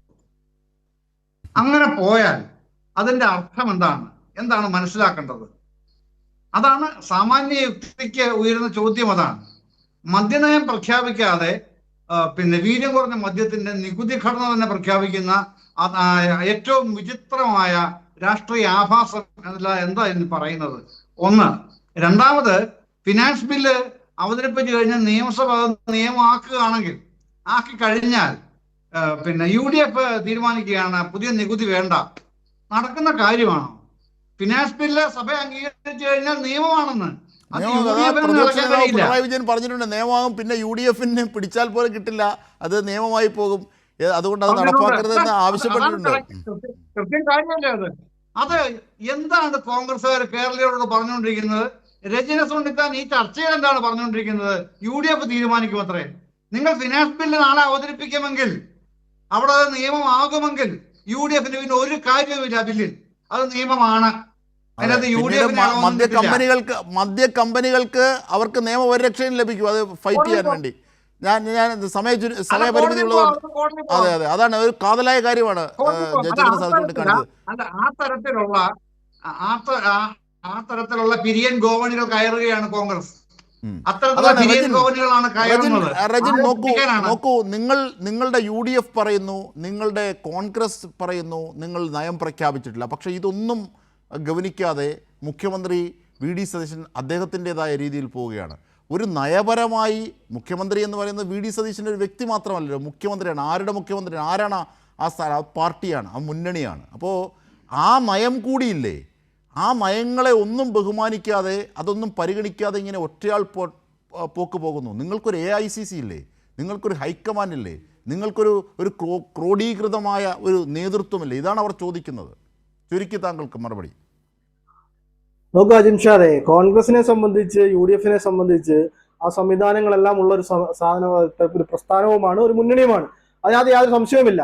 പിന്നെ അഭിപ്രായങ്ങൾ പറയാൻ സ്വാതന്ത്ര്യമുള്ളതാണ് കോൺഗ്രസിന്റെയും UDF-ന്റെയും ഒക്കെ മനോഹാരിത എന്നുള്ളത് നമുക്കറിയാവുന്നതാണ്. അഭിപ്രായം പറയുന്നവരോട് അല്ലെങ്കിൽ അഭിപ്രായം കേൾക്കുവാനും അതിന് സ്വാതന്ത്ര്യമുണ്ട്, ആ അഭിപ്രായം ക്രോഡീകരിക്കാനും ഒക്കെ സ്വാതന്ത്ര്യമുണ്ട്. അതിലേക്ക് നമ്മൾ വരാം.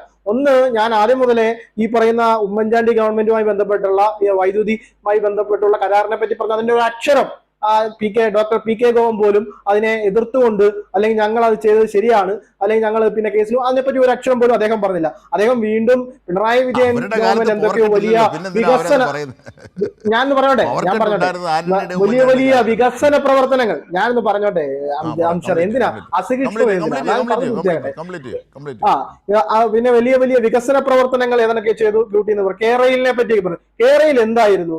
മര്യാദയ്ക്ക് DPR എടുക്കാൻ കേരളയുമായി ബന്ധപ്പെട്ട് നടത്തിയോ? പാരിസ്ഥിതിക പഠനം നടത്തുവാൻ കേരളയുമായിട്ട് ബന്ധപ്പെട്ടോ? കേരളത്തിന്റെ സാമ്പത്തിക ഘടനയെ പറ്റി പരിശോധിച്ച് അങ്ങനെ ഒരു പ്രോജക്റ്റ് കേരളത്തിന് അഭിവാജ്യമല്ല എന്ന് തീരുമാനിക്കാൻ പോലും പറ്റാതെ ചുമ്മാ ജനങ്ങളെ പറ്റിച്ച് കുടിയിറക്കുന്ന ഒരു പദ്ധതിയുമായി മുന്നോട്ട് പോയ ഒരു ഗവൺമെന്റ്, ആ ഗവൺമെന്റുമായി ബന്ധപ്പെട്ട് വീണ്ടും കേരളയെ പറ്റി വന്ന് ന്യായീകരിക്കാൻ സത്യത്തിൽ അതൊക്കെ എന്ത് ധാർമ്മികയുടെ പുറത്താണ് ഇങ്ങനെ ജനങ്ങളുടെ മുന്നിൽ വന്ന് അങ്ങനെയൊക്കെ പറഞ്ഞു പോകുന്നത്? അത് ഒന്ന്. കേരളയില് K-ഫോൺ, K-ചിക്കൻ എന്തൊക്കെയായിരുന്നു? എവിടെയൊക്കെ പോയി? അതൊക്കെ എങ്ങോട്ടാ പോയത്? ഒന്നും പോയില്ല.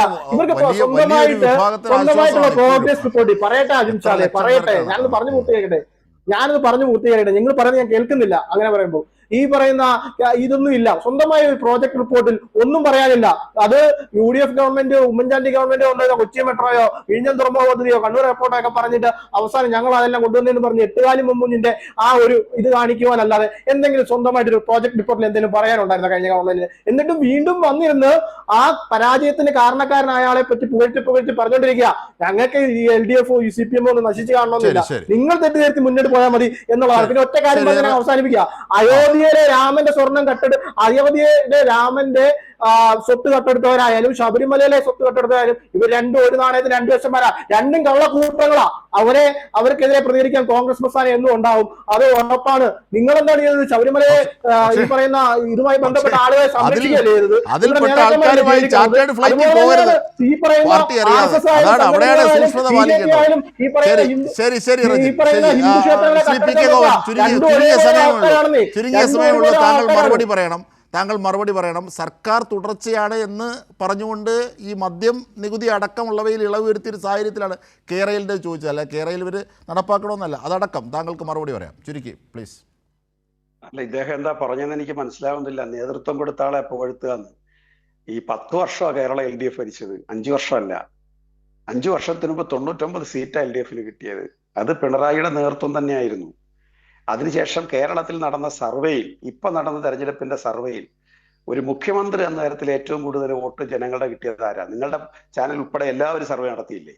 ഒരാളെന്ന തരത്തിൽ, മുഖ്യമന്ത്രി എന്ന തരത്തിൽ പിണറായിക്കല്ലേ ഭൂരിപക്ഷം കിട്ടിയത്? തോൽക്കാനുള്ള കാരണം അതല്ലല്ലോ. എങ്ങനെ വോട്ട് ചെയ്തവർ ചെയ്തത് ശരിയല്ല എന്നാണ് അദ്ദേഹം പറയുന്നത്? സർവേ ആണോ വലുത്? അല്ല, ഇദ്ദേഹം കുറച്ചു നേരം കൊണ്ടേ ഇരുന്നിട്ട് ആളുകൾ മനസ്സിൽ കാണാത്ത കാര്യങ്ങളെയൊക്കെ നമ്മുടെ പുറത്ത് അടിച്ചേൽപ്പിക്കാൻ. അല്ല, നിങ്ങൾ പറഞ്ഞ ഒരുപാട് താങ്കൾക്ക് മനസ്സിലാവും. ഞാൻ ഇടയ്ക്ക് ഇതൊന്നും റെജിൻ പറഞ്ഞ ഒരുപാട് അപകടങ്ങൾ ഞാൻ ഇടയ്ക്ക് ചോദ്യം ചെയ്തില്ലല്ലോ. ആ മര്യാദ തിരിച്ചുണ്ടാവണ്ടേ? അതായത് മുഖ്യമന്ത്രി എന്ന തരത്തിൽ കേരളത്തിൽ എല്ലാ സർവേകളിലും 1-ാം സ്ഥാനത്ത് പിണറായി വിജയനാണ്. അതുകൊണ്ടാണ് ഞങ്ങൾ വ്യക്തിപരമായി ഒരാൾ അല്ല ഇതിന്റെ പരാജയം എന്ന് കാണാൻ ഞങ്ങൾ എത്തിയതിന്റെ ഒരു അടിസ്ഥാനം കൂടിയാണത്. കാരണം മുഖ്യമന്ത്രി എന്ന തരത്തിൽ 1-ാം സ്ഥാനം ഈ VD സതീശനേക്കാൾ, KC വേണുഗോപാലിനേക്കാൾ കൂടുതൽ വോട്ട് കേരളത്തിലെ ജനങ്ങൾ കൊടുത്തത്, എല്ലാ സർവേകളിലും കൊടുത്തത് പിണറായി വിജയന് തന്നെയാണ്. ആ പിണറായി, നിങ്ങളിപ്പോ കേരളയിലെ DPRൽ നിങ്ങളോട് ആരാ പറഞ്ഞേ? കേരളയിൽ പാരിസ്ഥിതിക അനുമതിയില്ല നിങ്ങളോട് ആരാ പറഞ്ഞേ? ഇതൊക്കെ എന്ത് മണ്ടത്തര വിളിച്ചു പറയുന്നത്? കേരളയിൽ LDF നടത്തുന്നതുകൊണ്ട് നിങ്ങൾ നടത്താൻ സമ്മതിച്ചില്ലെന്നേ ഉള്ളൂ. അതെന്തുകൊണ്ടാ കേന്ദ്രം സമ്മതിക്കുന്നില്ല? അത്രേ ഉള്ളു കാര്യം, അല്ല വേറൊന്നുമില്ല. ഞങ്ങൾ ഒരാളിന്റെ ഭൂമി എടുത്തുകൊണ്ട് പോയില്ല. മഞ്ഞക്കുറ്റി ഇട്ടത് സർവേക്ക് വേണ്ടി മാത്രം ഇട്ടതാ.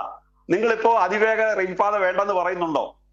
നിങ്ങൾ എന്താ ഉദ്ദേശിക്കുന്നത്? അതുകൊണ്ട് നിങ്ങൾ ശ്രീധരന്റെ പുറകെ പോവുകയാണല്ലോ, ശ്രീധരന്റെ പുറകെ പോവാണല്ലോ. അതുപോലെ K-ഫോൺ എവിടെയെന്ന്? K-ഫോൺ ഇവിടെ ഉണ്ട്, K-ചിക്കൻ ഇവിടെ ഉണ്ട്. നിങ്ങളൊക്കെ എടുത്ത് കളയാതിരുന്നാൽ മതി. എന്തിനാ ഈ കേരളം എന്ന് കേൾക്കുമ്പോൾ നിങ്ങൾക്ക് ഇത്രയും വെറുപ്പ് എന്തിനാണ്? എന്ന് പറഞ്ഞാൽ കേരളമാണല്ലോ, അതിനോട് ഇത്രയും വലിയ വെറുപ്പ് എന്തിനാണ്? ഈ വെറുപ്പെല്ലാം കൂടെ നിങ്ങൾ സൃഷ്ടിച്ചു വെച്ചപ്പോൾ നിങ്ങൾക്ക് തലവേദനയായിട്ട് മാറുകയാണ്. ഓരോ വെറുപ്പും നിങ്ങൾക്ക് തലവേദനയായിട്ട് മാറുകയാണ്. നിങ്ങൾ ഈ ജനാധിപത്യം എന്നൊന്നും പറയാതെ, നിങ്ങളുടെ കയ്യിൽ നിന്നില്ലെങ്കിൽ ജനാധിപത്യം. ഇപ്പൊ VM സുധീരനെ നിങ്ങൾക്ക് നിയന്ത്രിക്കാൻ പറ്റുമോ? ഏതെങ്കിലും തരത്തിൽ നിയന്ത്രിക്കാൻ പറ്റുമോ? ഓരോ അഭിപ്രായം പറയുന്നവരെ നിങ്ങൾക്ക് നിയന്ത്രിക്കാൻ പറ്റുമോ? നിയന്ത്രിക്കാൻ നിങ്ങൾക്ക് പറ്റിയില്ലെങ്കിൽ നിങ്ങൾ പറയും ജനാധിപത്യ പാർട്ടി എന്ന് പറയും. നിയന്ത്രിക്കാൻ പറ്റിയാൽ നിങ്ങൾ പറയും അച്ചടക്കമുള്ള പാർട്ടിയാന്ന് പറയും, ഞങ്ങളുടെ അച്ചടക്കത്തിനനുസരിക്കണമെന്ന് പറയും. എന്തിനാ K സുധാകരൻ ഈ പ്രസിഡന്റ് സ്ഥാനം ഏറ്റെടുത്തപ്പോ ഞങ്ങൾ സെമി കേഡർ പാർട്ടി ആവും എന്ന് പറഞ്ഞേ? കമ്മ്യൂണിസ്റ്റുകാരുടെ കൂട്ടി ഞങ്ങൾ കേഡർ പാർട്ടി പോകുമെന്നാ പറഞ്ഞേ. ഇനി നിങ്ങൾ പിന്നെ അയോധ്യയിലെ സംഭവം പറഞ്ഞു, അതുകൂടെ പറഞ്ഞാൽ അവസാനിപ്പിക്കാൻ സമയമില്ലല്ലോ. നിങ്ങൾ സ്വർണം കെട്ടവൻ ആരപ്പ എന്ന പാട്ടിറക്കിയില്ലേ? ശബരിമലയുടെ 10,000 ഇരട്ടി സ്വത്തല്ലേ ഈ പിന്നെ അയോധ്യയിൽ? എന്താ ഒരു പാട്ടിറക്കാത്ത? എന്താ ക്യാമ്പയിൻ ചെയ്യാത്ത? ഈ സ്വർണം കട്ട കേസിലെ പ്രതി ചാർട്ടേഡ് ഫ്ലൈറ്റിൽ ഉണ്ടായിരുന്നോ VD സതീശിന്റെ കൂടെ? ഈ സ്വർണം കട്ട കമ്പനിയുടെ അഡ്വക്കേറ്റ് കേരളത്തിൽ അഡ്വക്കേറ്റ് ആയിട്ട് നിങ്ങൾ നിയമിച്ചായിരുന്നോ? ഈ സ്വർണം കട്ട പ്രതികളെല്ലാം കൂടി സോണിയാഗാന്ധിയുടെ വീട്ടിൽ പോയായിരുന്നോ? വീണ്ടും നിങ്ങൾക്ക് നാണോ മാനമില്ല ഇത് പറഞ്ഞുകൊണ്ട് നടക്കാൻ. എന്നിട്ട് പ്രിയങ്ക ഗാന്ധി ഉൾപ്പെടെ കൊടുത്ത വെള്ളി കട്ടയുണ്ടല്ലോ, അതാ മോഷിച്ചുകൊണ്ട് പോയെ. എന്റെ അച്ഛന്റെ സ്വപ്നമാണ് അയോധ്യയിൽ പള്ളി പൊളിച്ച് അമ്പലം പണിയെന്നാണല്ലോ നിങ്ങൾ പറഞ്ഞേ. ആ മഹതി കൊടുത്തിട്ടുള്ള വെള്ളിക്കട്ട ഉൾപ്പെടെ അവിടെ ആമ്പിള്ളേർ അടിച്ചോണ്ട് പോയി.